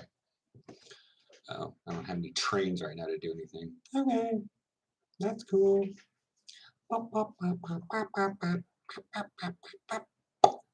Oh, I need another tire. Oh no. Oh, I don't have any trains. Fine, whatever. Fine. Oh my gosh, showers above Amsterdam in 3 minutes. But not, oh, yes, above Zuiderzee also. Wait, are you actually blue or are you part of the ad? I don't even know.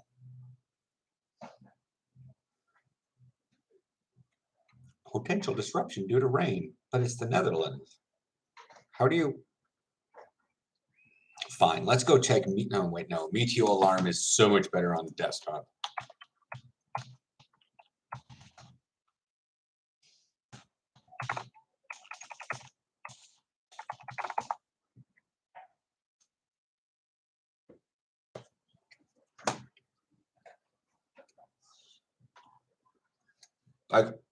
I love Meteo alarm so much, but it only does Europe and Suriname.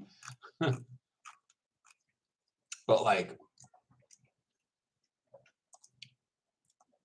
Austria, Belgium, Bosnia and Herzegovina, Bulgaria, Croatia, Cyprus, Czechia. I can just like bam, Netherlands. Gelderland, Limburg, and Noord-Brabant have a thunderstorm warning.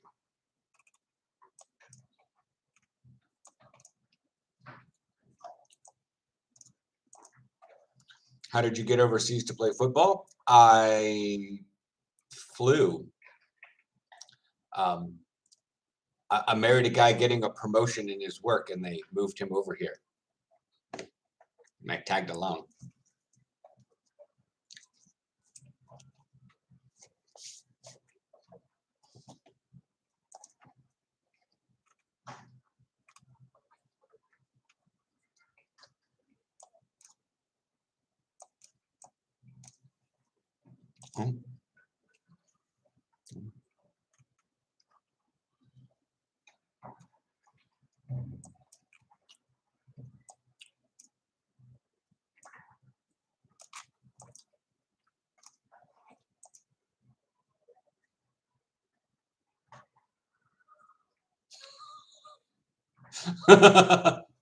So apparently in Sweden, there's a fun little area that has a high wind warning right now. It's the Bay of Bothnia. And I'm like, why does everything sound like crazy? If Bothnia, Boltenfeiken, I don't know. Okay, so in terms of how to do it otherwise, a lot of the teams that have import players here are looking for college experience. And it doesn't matter what college experience you have. It does. I've seen guys from NAIA come over to like and play in GFL 2, GFL 1. But it's one of those like you can't get the job until you have a bachelor's degree. It doesn't even matter if you have a bachelor's degree in like pottery sort of thing. So if you have college experience, that will help. And then you can just go on to like Euro players. There's other places that charge you like a monthly fee. Euro players can do it also. But you still get a free access. It's limited in like messages and stuff. And you just message teams around there. On there, you get like a daily, weekly, something like that. But if you have college experience, college film of sorts, even if it's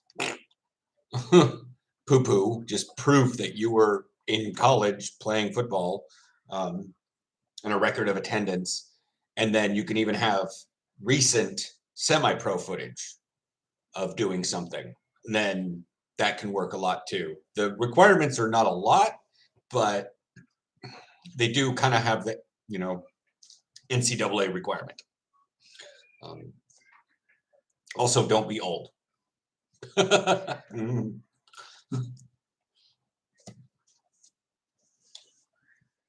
Because even if you have college experience, you've been playing semi-pro for 10 years, you know, if you're like 32 and someone is 23, even if you're better, they're probably going to take the 23-year-old because they're just physically younger.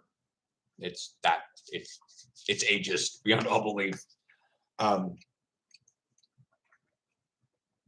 that's the thing.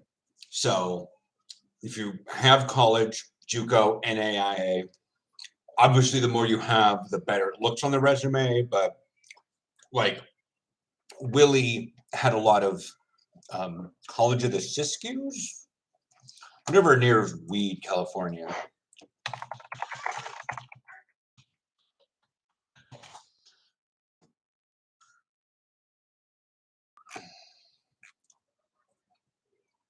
Yeah, I think it's College of the SISUs.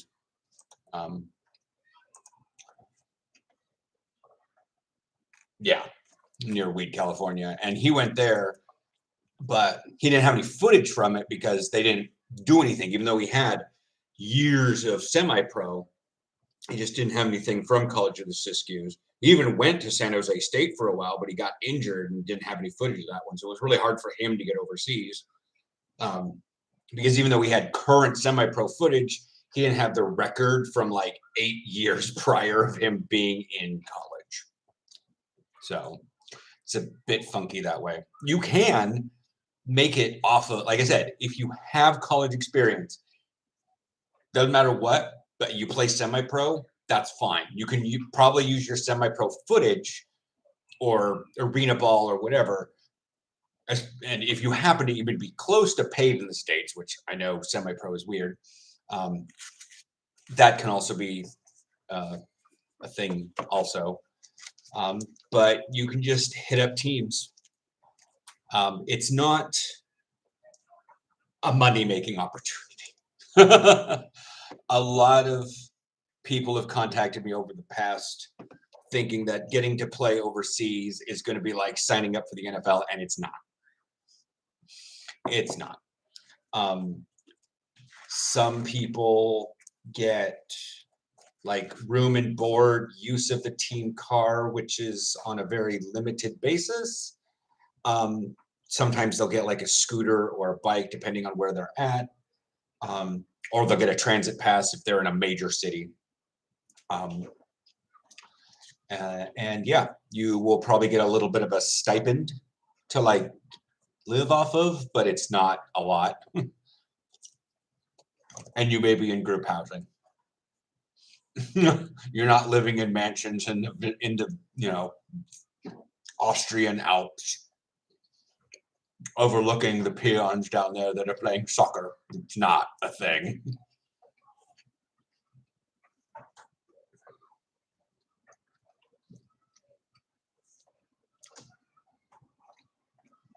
In fact, I saw one import player. He was actually in the spare bedroom of the equipment manager. So she was totally nice. And her son played for the youth team of Frankfurt Galaxy, was it? Whatever. Marburg Mercenaries, one of the German teams. And so their equipment manager and like the one that like sold the swag and stuff, she had an extra bedroom, so he stayed at her place. And yeah, so it's you can get overseas, get an experience, deal with a culture that grew up not having the NFL and college on all the time. Living overseas has been weird. Trying to find a game to watch that's not in the middle of the night and having to watch pre-recorded games on my own time and not get score spoiled. But after a fashion, having a score spoiled doesn't necessarily mean anything. How did it get to that point? At least if, like, say, the Panthers got the crap kicked out of them by, I don't know, the Packers for some reason, and it was like 35-6. I was like, how? I'm going to watch this game to figure out how the fuck that happened. you know, sort of thing. The score tells me who won. Then the score doesn't tell me how they won or lost. But here, like I said, it's hard. People are watching like 1, maybe 2 games a week during the actual football season. And if they're diehards, they'll watch a college team.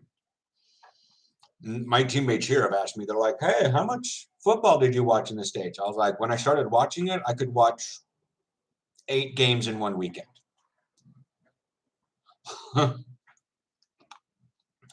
So they were floored. They're like, how do you have that much time? And I'm like, it's called sit around and do nothing. I can literally turn on the television at 10 a.m. and there is a football game on my CBS affiliate going all the way until 9 o'clock at night. There's just football around the clock on Saturday. And then on Sunday, there's more on that one. Then there's Monday night football. Then there's Thursday night football. And then if I wanted to, I can go to the local high school. I got to watch a Friday night football game. And then I can come back and watch college on Saturday. There's just, thank you, Ashley. I plan on doing that as long as I can. But yeah, they don't have the 24-hour football cycle for 5 months of the year. They watch like one game and then go to bed. Christ, the Super Bowl's on here at 2:30 in the morning. I watched it one year because I was actually at a party. The last 2 years that it's been on, I've just been like, I can't stay awake.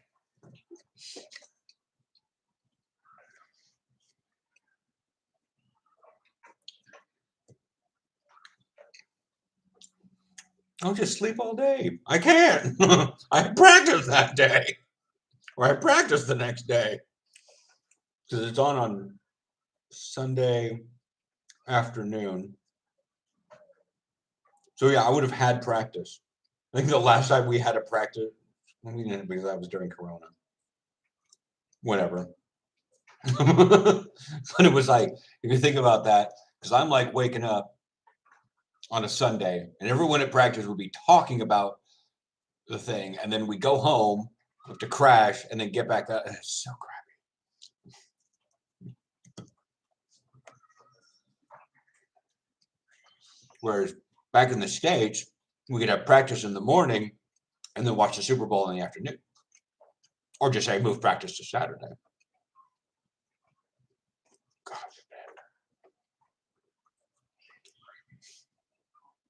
I do love the people. I do love the. I moved to the gay capital of the world. That's an American exceptionalism at the finest. I mean, The sheer amount of hate, American hate on that post. It's not like, need to report hate, but it's still like, and Americans wonder why we don't like them. What's up, Cavalry, Fixelry, Hawkslovery? Getting weird there. I'll just say Calvary for now.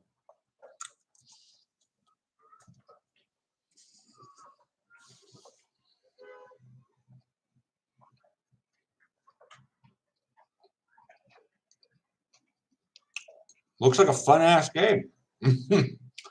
Probably one of those things that when a football season like comes to a bit of like, it's kind of not a screeching halt, but like, I've been talking with one of the guys at the gym about it, and he's like, "You should really try it out. You should really try it out." And I'm like, one of the few times he actually gets excited about something, but I mean, I might, but with football going 9-10 months out of the year, it's kind of like, do I join a rugby team at the same time? Okay, well, I have Sunday practice for American football. I mean, I really do want to attempt it. Maybe be one of the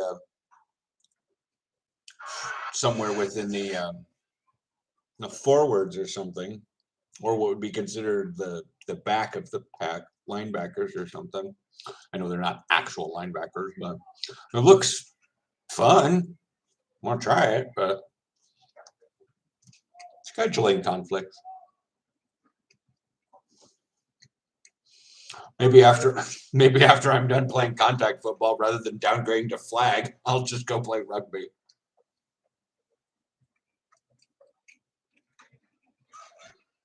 You can have a go at any position, depending on how you are. Yeah, no,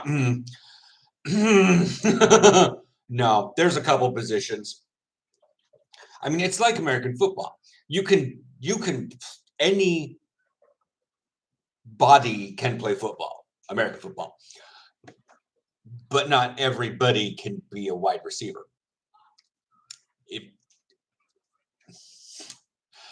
Some people are just not fast. They're not skinny. They don't jump. They just, so like we have Bill, one of our linemen. He was playing rugby. Now he's doing American football. I don't think he was anywhere in the upper numbers. I know rugby is like positions by number. And the higher the number, the skinnier you are.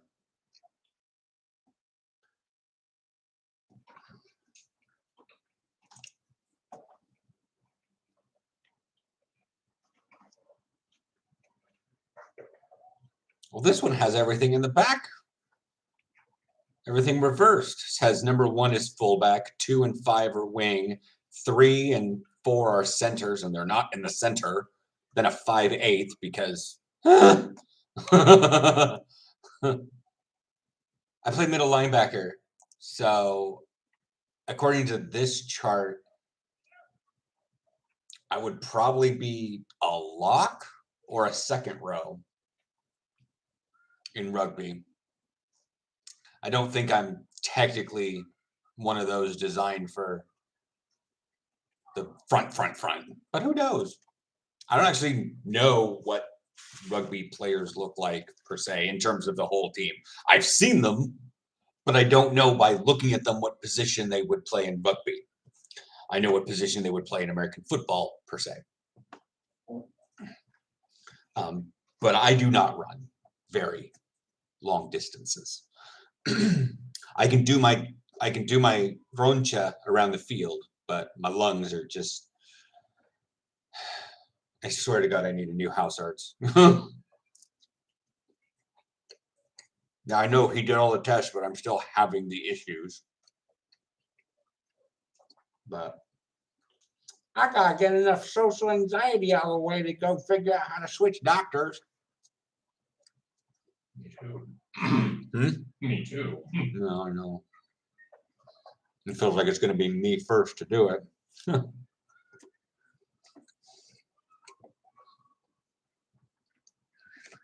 me about. Okay, I bought something for Smexy time. Guys, it's been a couple of. My bestie sneaking drinks in. But yeah. I mean, there's a.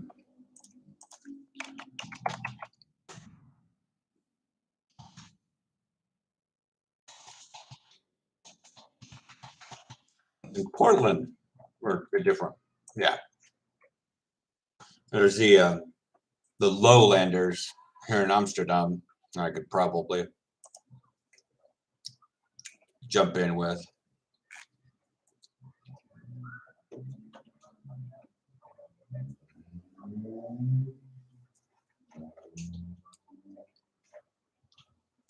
Oh, they play down in Amstelveen. Boy, wow. Competition for home base, the Amstelveense Rugby Club. Jesus.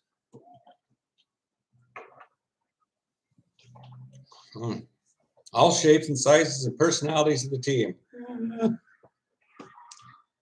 Someone die? No? Just happy? Dang it. The Dutch League, the League of the Netherlands. Its formal name is AFBN, American Football Bond Nederland is the acronym. It's very similar to just calling it the Canadian Football League or the German Football League or the Polish American Football League. Is that what they are now? Awful. No, I think they're the LPFA, the Liga Polska Futbol Amerykański or something like that. But yeah, the leagues around here are basically just country, their word for league, American football.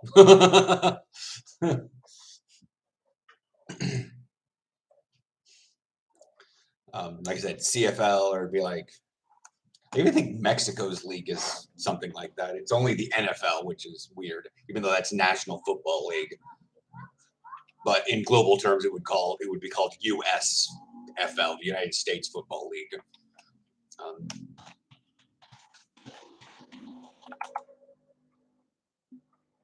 The Liga de Fútbol Americano Profesional. Yeah. Okay.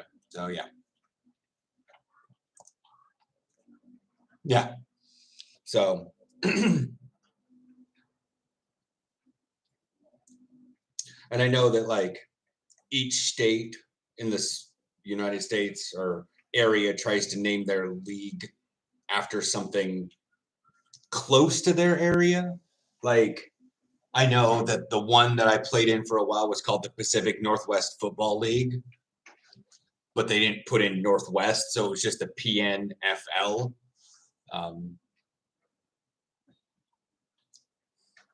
Yeah, they keep trying to name it regionally rather than calling it like the Washington Football League or the Oregon Football League or the New York Football League. Like the one in, well, the thing is sometimes they're also multi-state. So I think there's a Great Lakes Football League. Oh, that's a youth football league.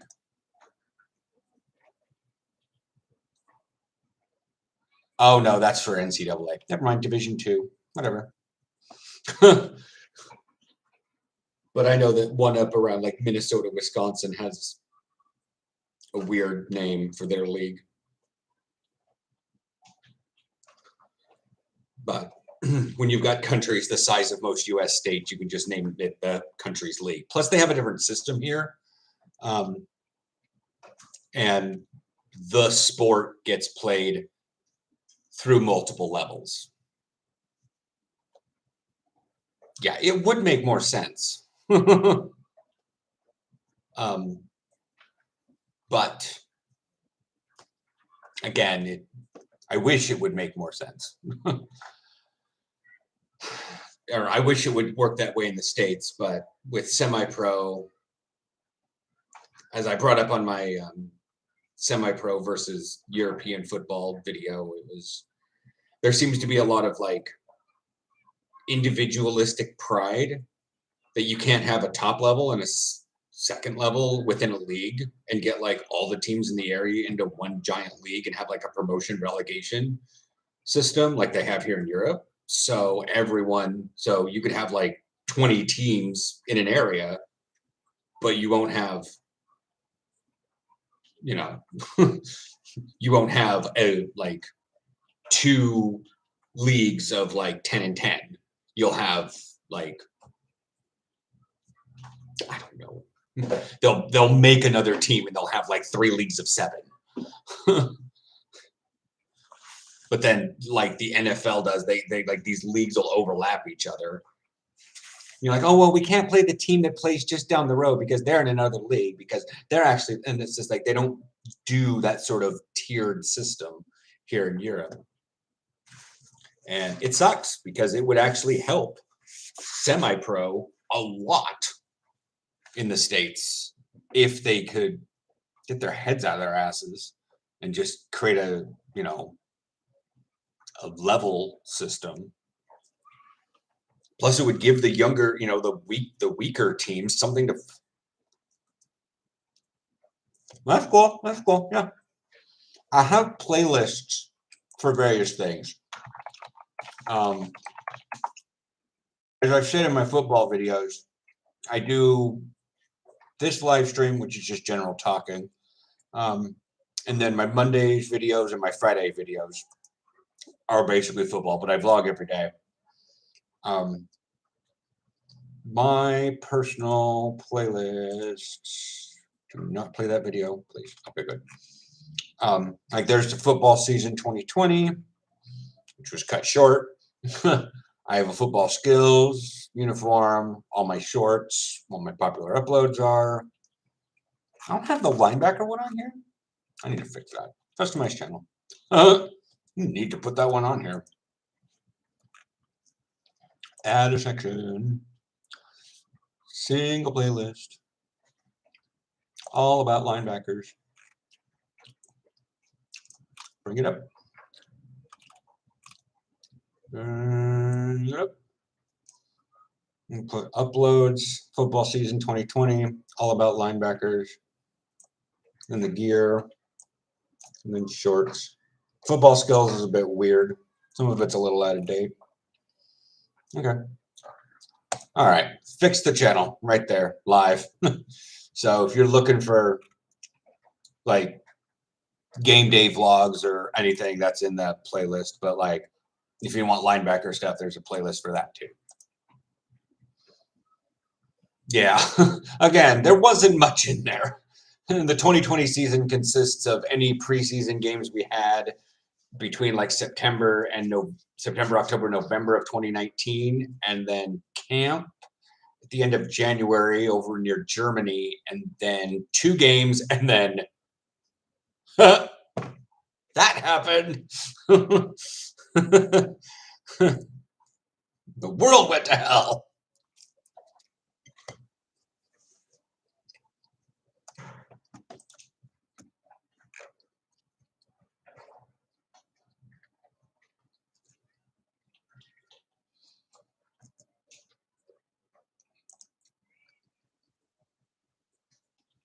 Oh no, there's also the practice game that September, but still.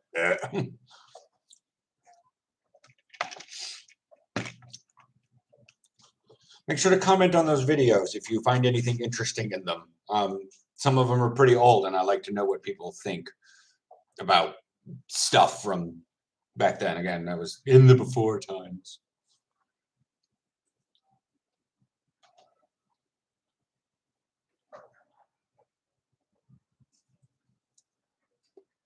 Okay, now that I have trains functional again, you get some rubber.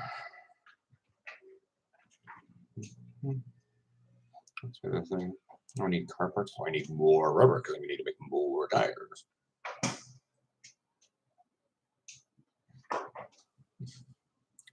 Did the scooter backfire, or was that a failed firework?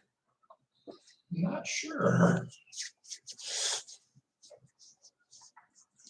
Had some guy laughing out of the city today because 2 cars like they were behind some people in the rather than them honking for the light going green, they just pulled out into the other lane of traffic and floored it forward, and the other person went. I'm like, and I just yelled, "Oh my God, your dicks are so big!" And this guy on his bike just like he was waiting for the light to cross, and he just started laughing so hard. I was like, okay, do it in Amsterdam. That's fine. But where I was at was a city of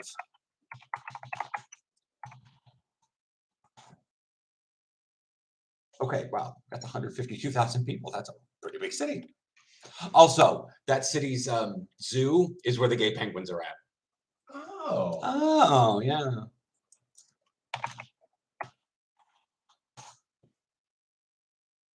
If you're ever wanting to have like a day out, you can go visit the gay penguins at the zoo. I'm doing fine. I'm finishing up pizza. Got about 40 minutes left of live stream before I head off to bed for practice tomorrow. It is not currently 22 degrees outside. I call malarkey. Okay, no, it's 21 and classified as rain shower. I do not trust the Weather Channel for Europe.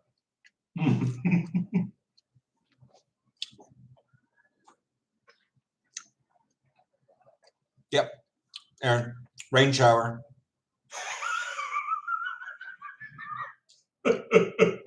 See? Rain shower. It doesn't show up well for here because I mean, I can show you this. Rain shower. But it doesn't focus very well for you guys to see that it shows that. And you guys, maybe, oh no, I guess you can. These are when it will wane in the next 2 hours.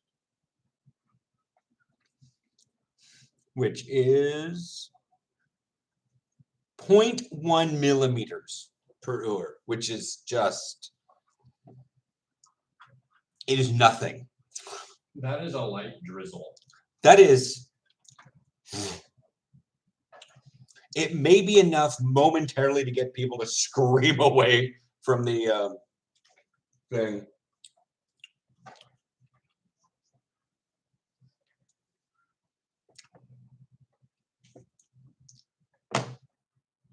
Do you know what pads he got? Like Brawlings, Zenith. I don't think it would be Zenith. I mean, it's possible, but but most people would have your very, very typical Zenith pads, like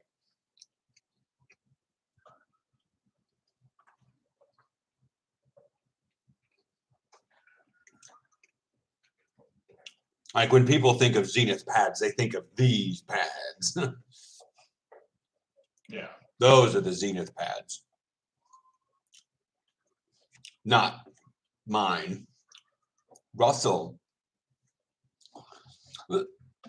pads are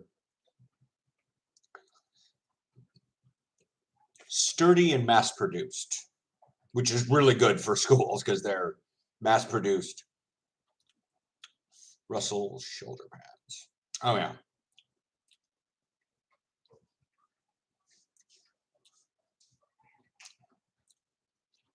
Yeah, Amazon NL. I could get these, which are considered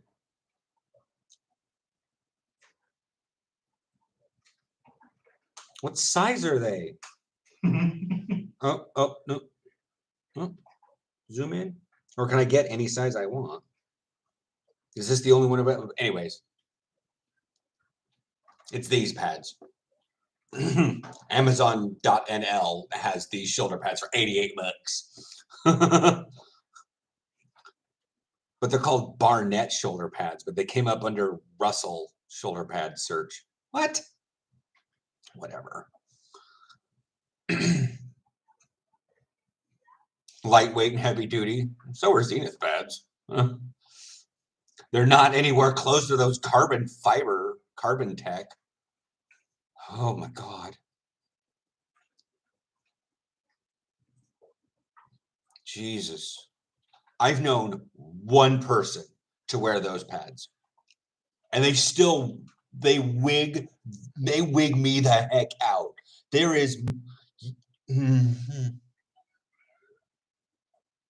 I saw an import player who used these. It's a thick padded shirt that you then Velcro your shell onto. Like I watched him put the pads on. You literally put this undershirt on, and then you just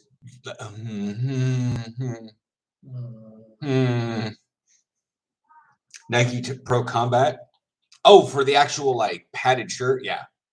Yeah, I was looking for one of those after I broke my collarbone. I wound up getting a rugby one.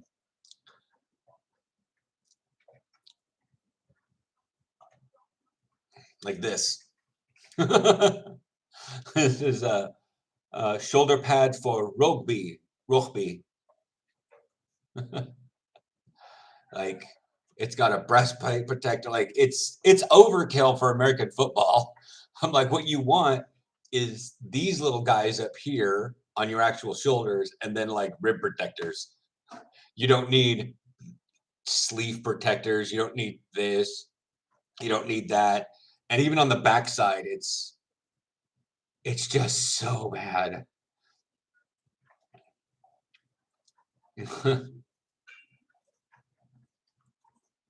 Like I said, the carbon tech stuff looks really good, but that's how it sits on you. I can't. The padding is in your compression shirt. Aaron, look at that. And it's fine. Like it's tested, it's proven. I've seen someone wear it who, played college football. I mean, he didn't wear it in college football. Yeah. Like it's just, but like all your padding is in the protective shirt and you literally just Velcro the thing on.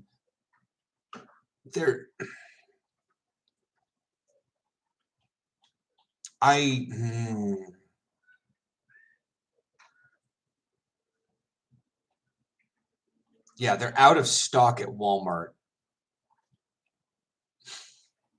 But they're $600. They're out of stock at Walmart and they're $600.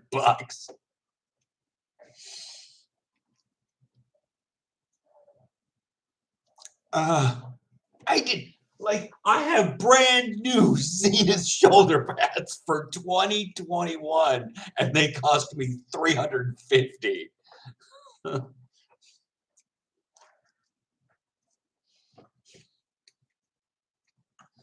Yeah, exactly. WTFUC. I actually use the word DAFUQ. That's a little bit better.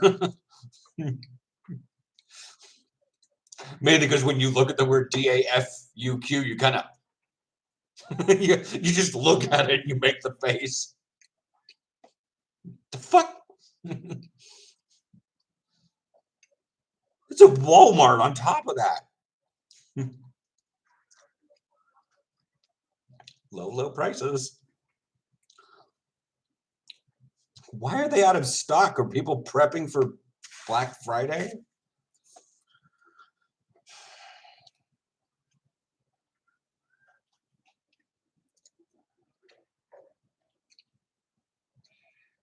Well, yeah, like if I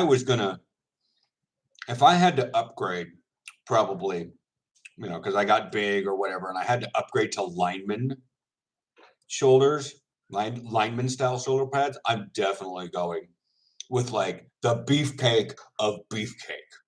Like these beefcake chest cages. This chest cage of Zenith. If I had to go lineman.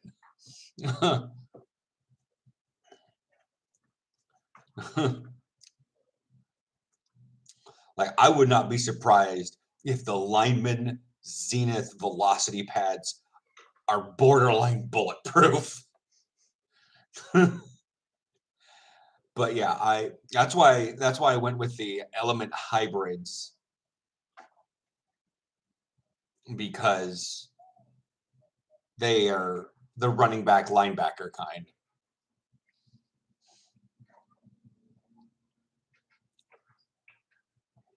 Yeah, see, still kind of upper. Oh, you guys have seen me wear them. You've watched the videos. I don't need to show my actual pads that are sitting right over there. Should I? Nah, I'll ask him if he's there tomorrow. We have a new player who doesn't have his own shoulder pads, and he's kind of skinny, and I think he's like super duper into like wanting to like play. So it's not like if I sell him my pads, he's going to be down and out and like, oh no, don't need it anymore, and then like sell them off for like way higher. Although that's just capitalism.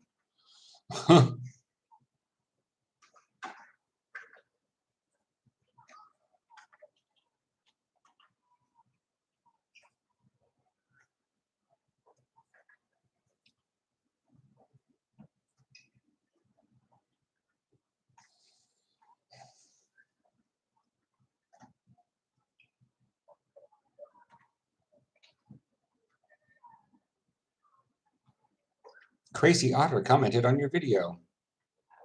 I don't know. To be fair, TikTok names are just off the chain sometimes.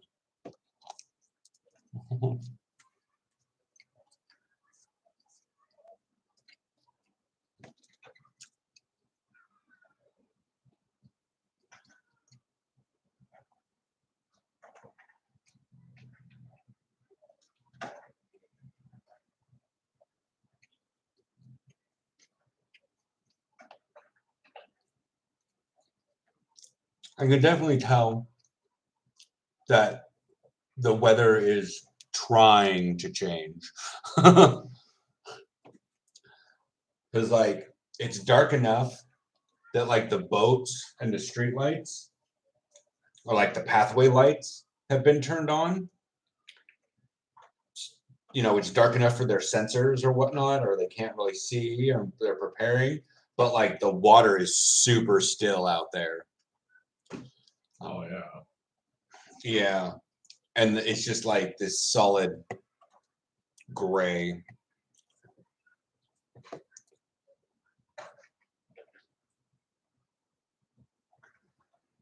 I moved to the gay Brighton? Like England? Yeah, okay, I guess. The weather in Colorado is so bad. Aren't you guys dealing with like horrible smoke from like California doing what California does best? And then like decided to peer pressure Oregon into doing the same thing. And Oregon's like, but I don't want it. Take your fire away from me.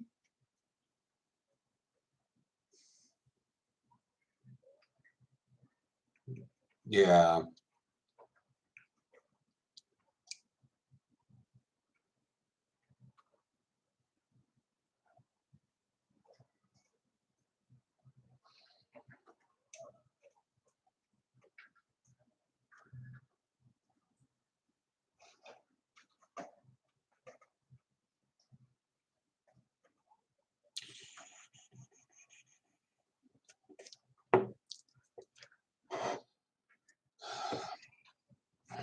Air quality, Denver, Colorado. I'm not sure if you live in Denver, but According to AirNow, the air quality near the center of Denver is moderate, with an index ranging from 52 to 61.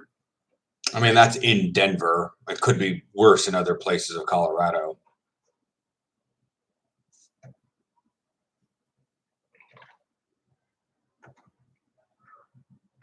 Explore your local area. Choose area. Oh no. Air quality, Portland, Oregon. According to AirNow, the air quality near the center of Portland is good, with an index of 8. That's probably because the fires are out east and it's blowing east. Check. Air quality, Salt Lake City. According to AirNow, the air quality near the center of Salt Lake City is moderate, with an index of 51. Sup, Zachary? I heard something about Indianapolis, and I'm trying to figure out what it was. But it wasn't necessarily good. It made me kind of go, ooh, no. I'm trying to figure out what it is.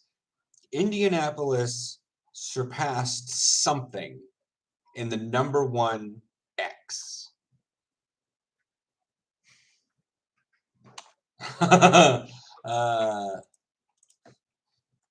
You live in a town called Dirt. Sorry. Silt is a grain size of rock. I'm so sorry. But yes, it's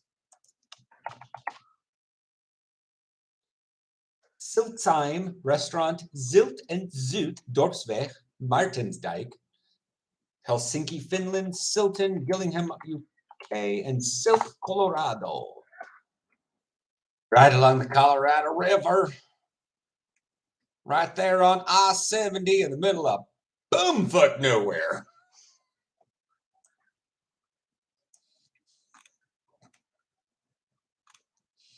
I mean, you know you're in a weird city when your neighboring cities are called Antlers and Newcastle.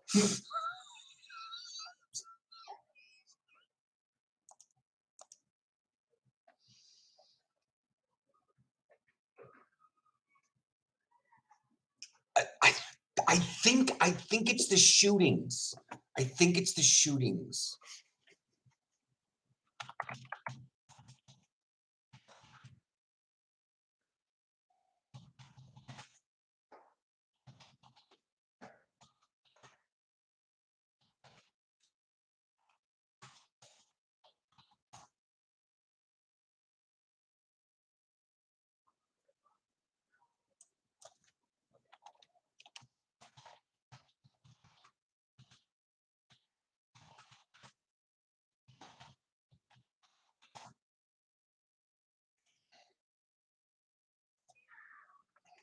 Okay, well, you're not listed in the most dangerous cities of the U.S. in 2021.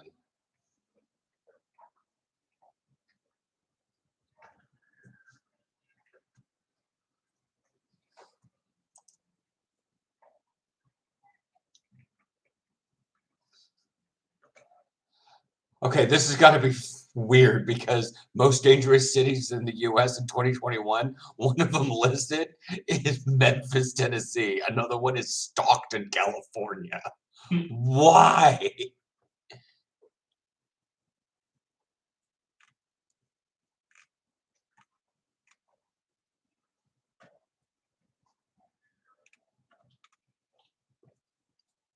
Whatever. Yeah, let me do a little zoom in on um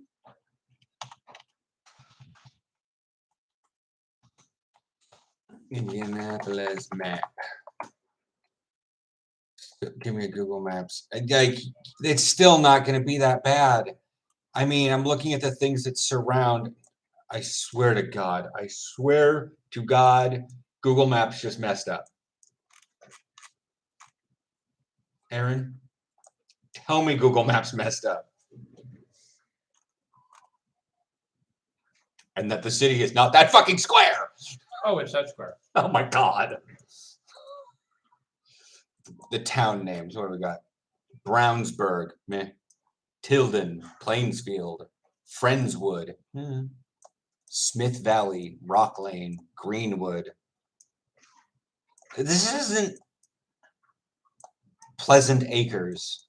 These don't sound that bad. Carmel. These sound like normal names. They're not like in the middle of nowhere names. I can show you middle of the nowhere names. Let me go. We go east of Burns, Oregon. Oh, now we're just getting out to Indian names.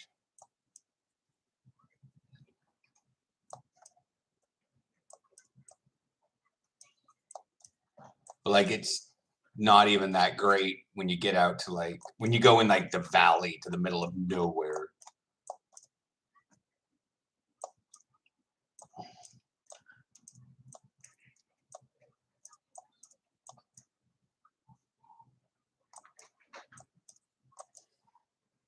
Unionvale. Huh?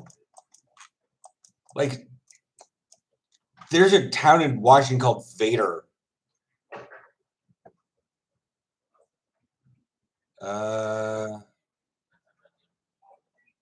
As is what I can get, Tazataku's as Nike. I'm getting mostly Nike right now because it's hard to get Under Armour here. Where Under Armour, there's some stores here, but Nike still has like the EU headquarters for Nike is in Hilversum. I don't know where Under Armour's is, but yeah. Utah's names are more peculiar. The town's named after people, places, and the body of Mormonism, the BOM.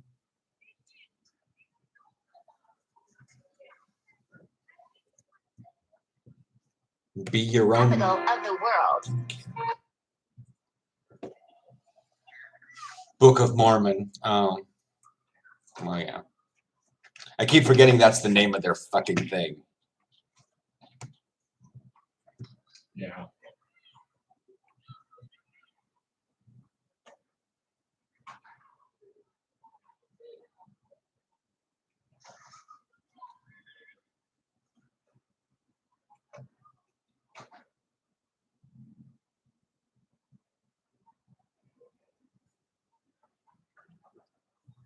because I keep forgetting that that is what it's called because the play has dominated my knowledge of stuff here.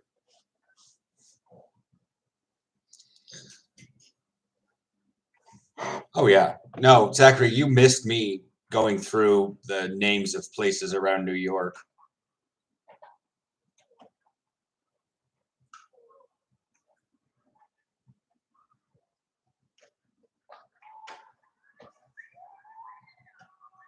And saying them in their, or having a computer thing, or I was saying them in their original Dutch.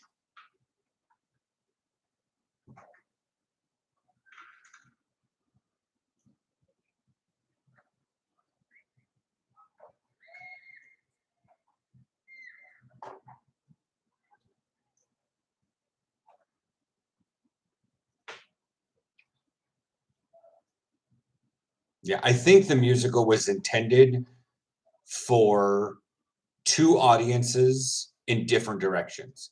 It was to be absolutely fantastic for the group that grew up but then left the faith, or at least grew up around it. Maybe not have been a part of it, but you were just so wholly inundated with everything Mormon in your life. And then it was also hilarious for the people that only know a cursory.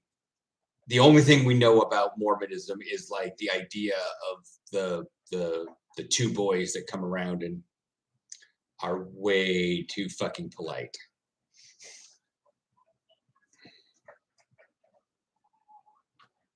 Yeah. Someone was trying to say that, oh, the little tiny villages you have in the United States. I was like, we don't have tiny villages in the United States like what you guys think. Like we have cities or census designated areas owned by a singular gene pool.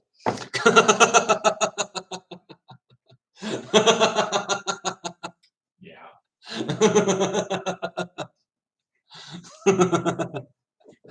That's there is no real in between. I was trying to explain the cluster city of Portland, and how it differs from like the East Coast, where a lot of them understand the giant sprawling cities of like Houston and Indianapolis and New York that just go on for fucking ever. And I'm like, Portland's physically not that big. You know, like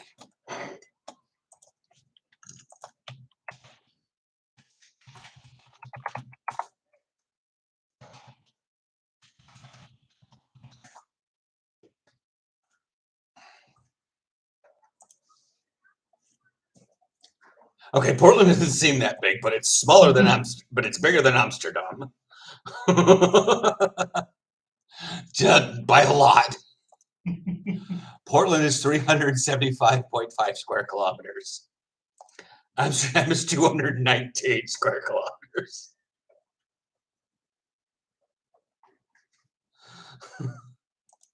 That is a difference of 160 square kilometers. What are better than Nike's Superbad 4.0 or 5.0?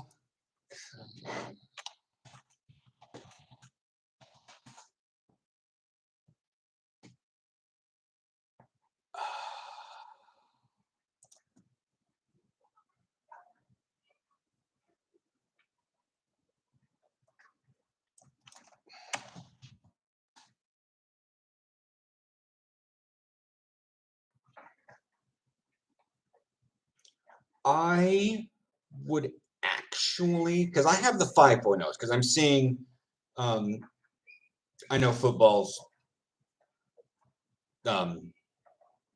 first look at them and whatnot. There's another person that did a YouTube video, but he also has what looks to be a wall of cleats. And I'm like, sneakerheads are weird.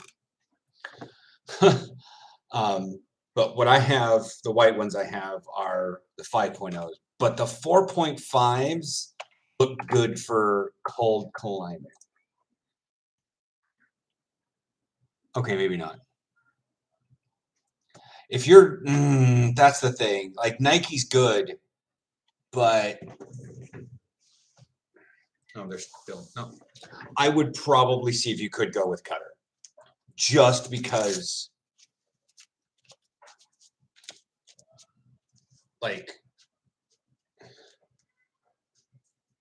not only is there the padding on the fingers, like there's like thick here, right here. There's this little bit of thickness here. Yeah, I mean this is open, but like even in between the pads, it's a little bit thicker for your thing. I mean, you've got weird sticky stuff there, but they feel like they're going to be warmer overall for cold weather. You're in Colorado, you know what I mean. I don't have to. You don't have to wear the slickiest gloves and stuff. I mean, for the first part of the season, maybe, but later when you're playing in like November, the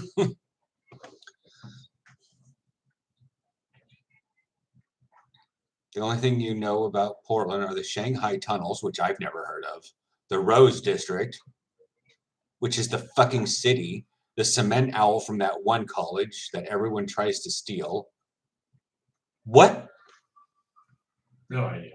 Aaron has no idea about those three things either. Well, no, Rose Quarter, Rose District, which is, like you said, the city.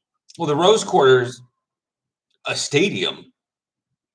Yeah, the 4.5s look better. I have the 5s, but I couldn't get the 4.5s because overseas, we've talked about that one.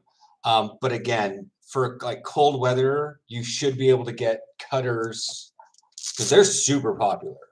There's Cutter Gamer 3.0. They're lightly padded, so they're not very heavy padded. They're not like, and they don't have the big long like wrist stabilization that comes from lineman gloves, but they are lightly padded, so you're not getting like bruised and banged up fingers when you reach up for the ball and the DB decides to slap you, or if you're getting in with somebody and they knock your hands away, you get a little bit back here. It's not heavy padding, but it's also not nothing. And plus, it keeps your hands warm.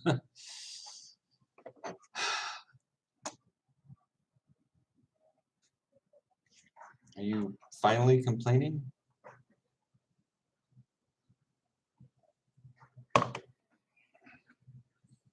Another reason is because of that podcast I love.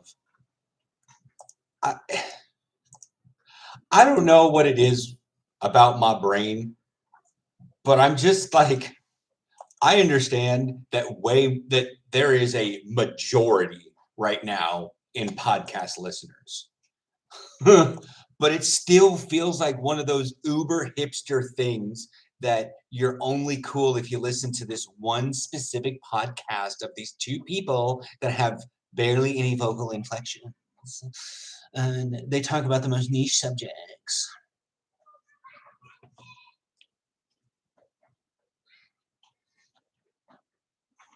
Well, that's the thing is the best padded gloves, it doesn't necessarily, I mean, like I said, I found the 4.5s too, but I couldn't necessarily get them. I'm not a fan of looking for best on the internet because that involves sometimes looking at some stats that are unnecessary. And a lot of people will say that these are the best gloves ever. And then the very next video, they do another gloves. Oh, these are the best gloves, because technically if you are watching a video, you want to hear that these are the best gloves. So it's a bit.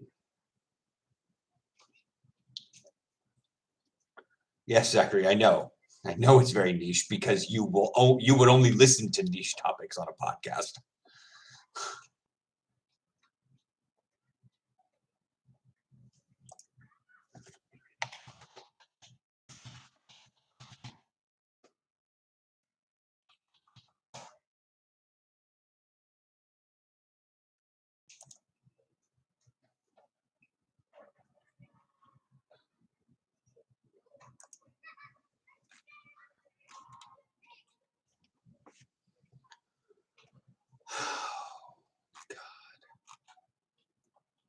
Please don't tell me, Zachary, that you think the Shanghai Tunnel is an actual tunnel.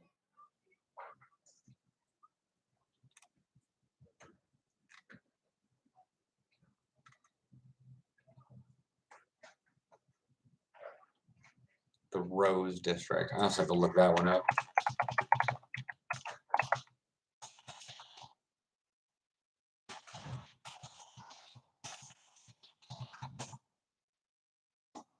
There is no Rose District in Portland.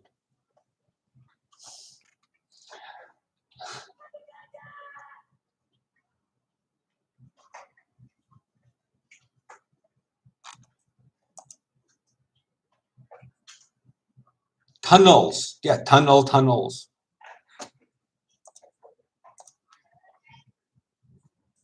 It's a bar. It's a bar that has a basement. That's what it is.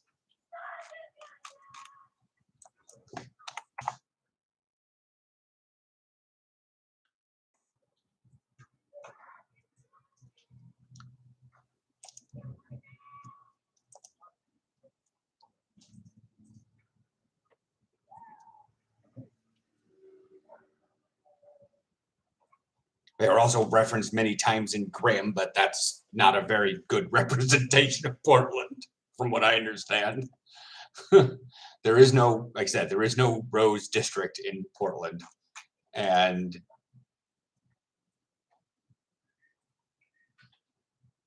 I had a lot of gear also, but then I moved and had to get rid of 7/8 of it.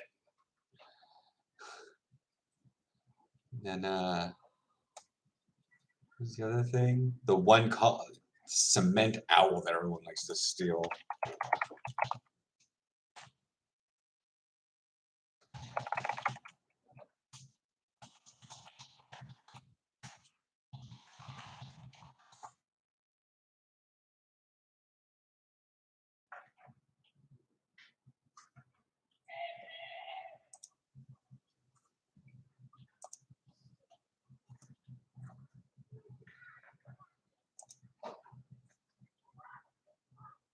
It's the unofficial mascot of Reed College, which nobody gives a fuck about. The Reedies do. Huh? The Reedies do. Oh, God. 3 foot high, 300-pound concrete statue of an owl that originally occupied the lawn of a Portland resident. One night in 1913, the owl was stolen from a lawn by residents of the Doyle Dormitory, part of Reed's old dorm block. The owl was promptly hoisted atop the dorm building, where it drew the attention and envy of neighboring dorms. According to the 2006-7 student body handbook, however, the Doyle owl may have originated as an ornament atop the Doyle dorm, from which it was removed as a dorm memento.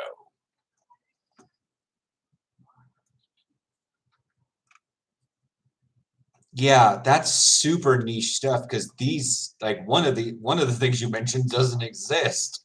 The Rose District is not a thing. As Aaron already brought up, you're probably thinking of the Rose Quarter, which isn't a district. And the Shanghai tunnels, while yes, are part of old stuff, it's not much of a thing. 1990, local businessman Bill Nato was quoted to the Oregonian for saying that the tunnels are underneath Northwest Cooch, Davis, and Everett streets. Cool. Still nothing. You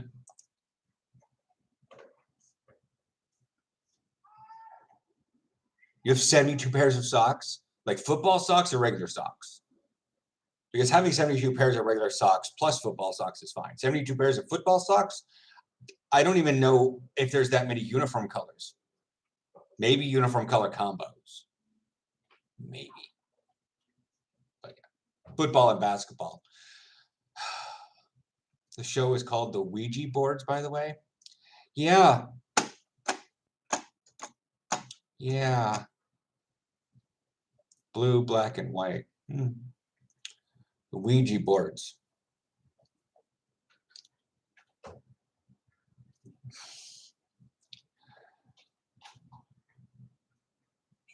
but I think you need to go live in Portland for a while. You're going to come out realizing that Portlandia isn't a thing. But it sounds like your podcast is about goth Portlandia. His eye twitched when I said that. Why does that bother me so much?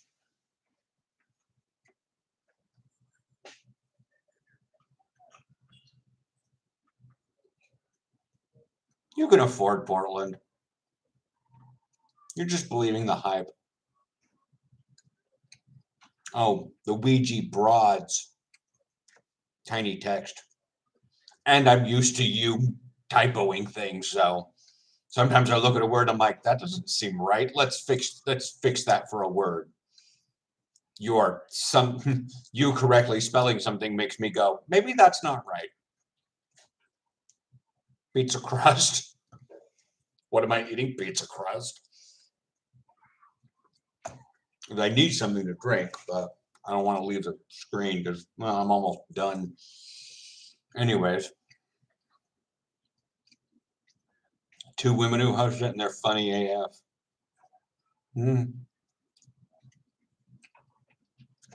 But again, it's a podcast. It's literally just people talking, and you cannot interact with them.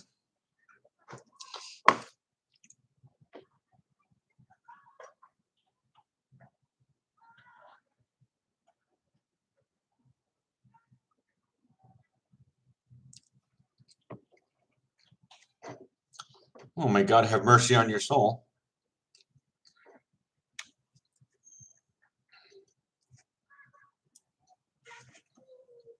I mean, the fact that you're learning misinformation, some weird information about Portland and Spokane at the same time, I understand why this. Starting to wonder about the central location of the broads. If they're able to talk about Spokane so in depth. Fucking Spokane.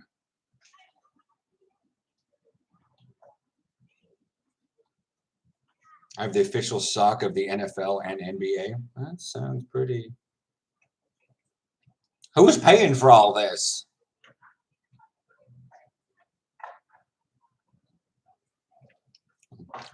We're definitely not going to get into some repercussions of why you might have a lot of socks. You may be a bit young. And I'm not the TikTok FYP to be diagnosing that for you.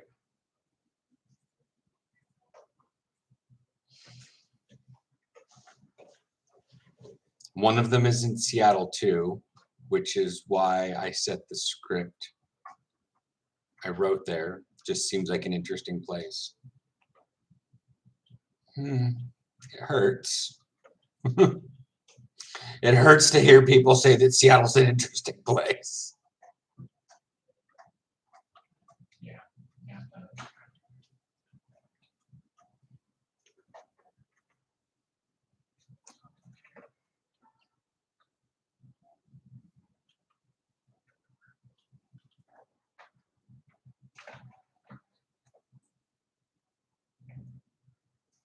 I mean, if you had to look at the three, at the triangle of Pacific Northwest, and you were to group them all into, we'll call it left-wing parties, or, you know, if they had to be represented by a candidate in the Democrat Party, Portland would be Bernie Sanders, Spokane would be Forrest Gump, and Seattle is Hillary Clinton.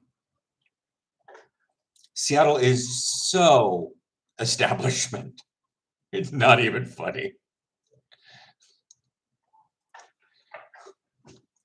I'm confused by Forrest Gump in this analogy. It's fucking Spokane.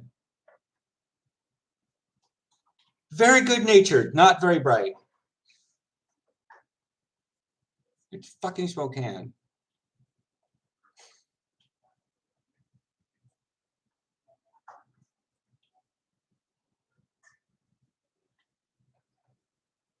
You should tell that to Sylvester the Mummy at Ye Old Curiosity Shop.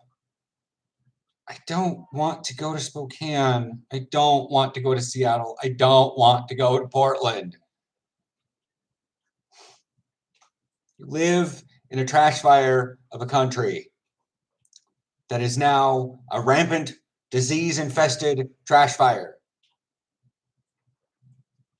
I've officially started following the TikTok account, America is the Bad Place. Happened earlier today because I was seeing way too much of their TikToks and I was like, fine. Fine, apparently you are right up my alley. America is the bad place.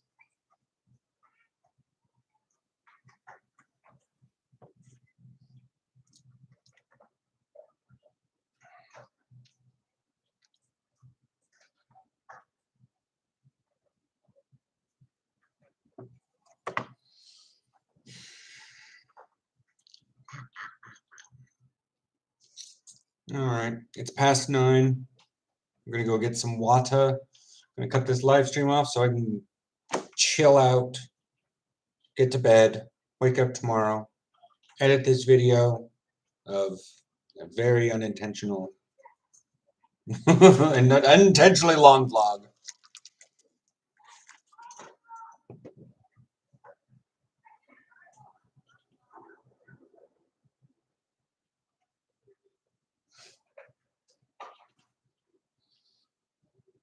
Oops, someone's defending Michigan. Still a trash fire.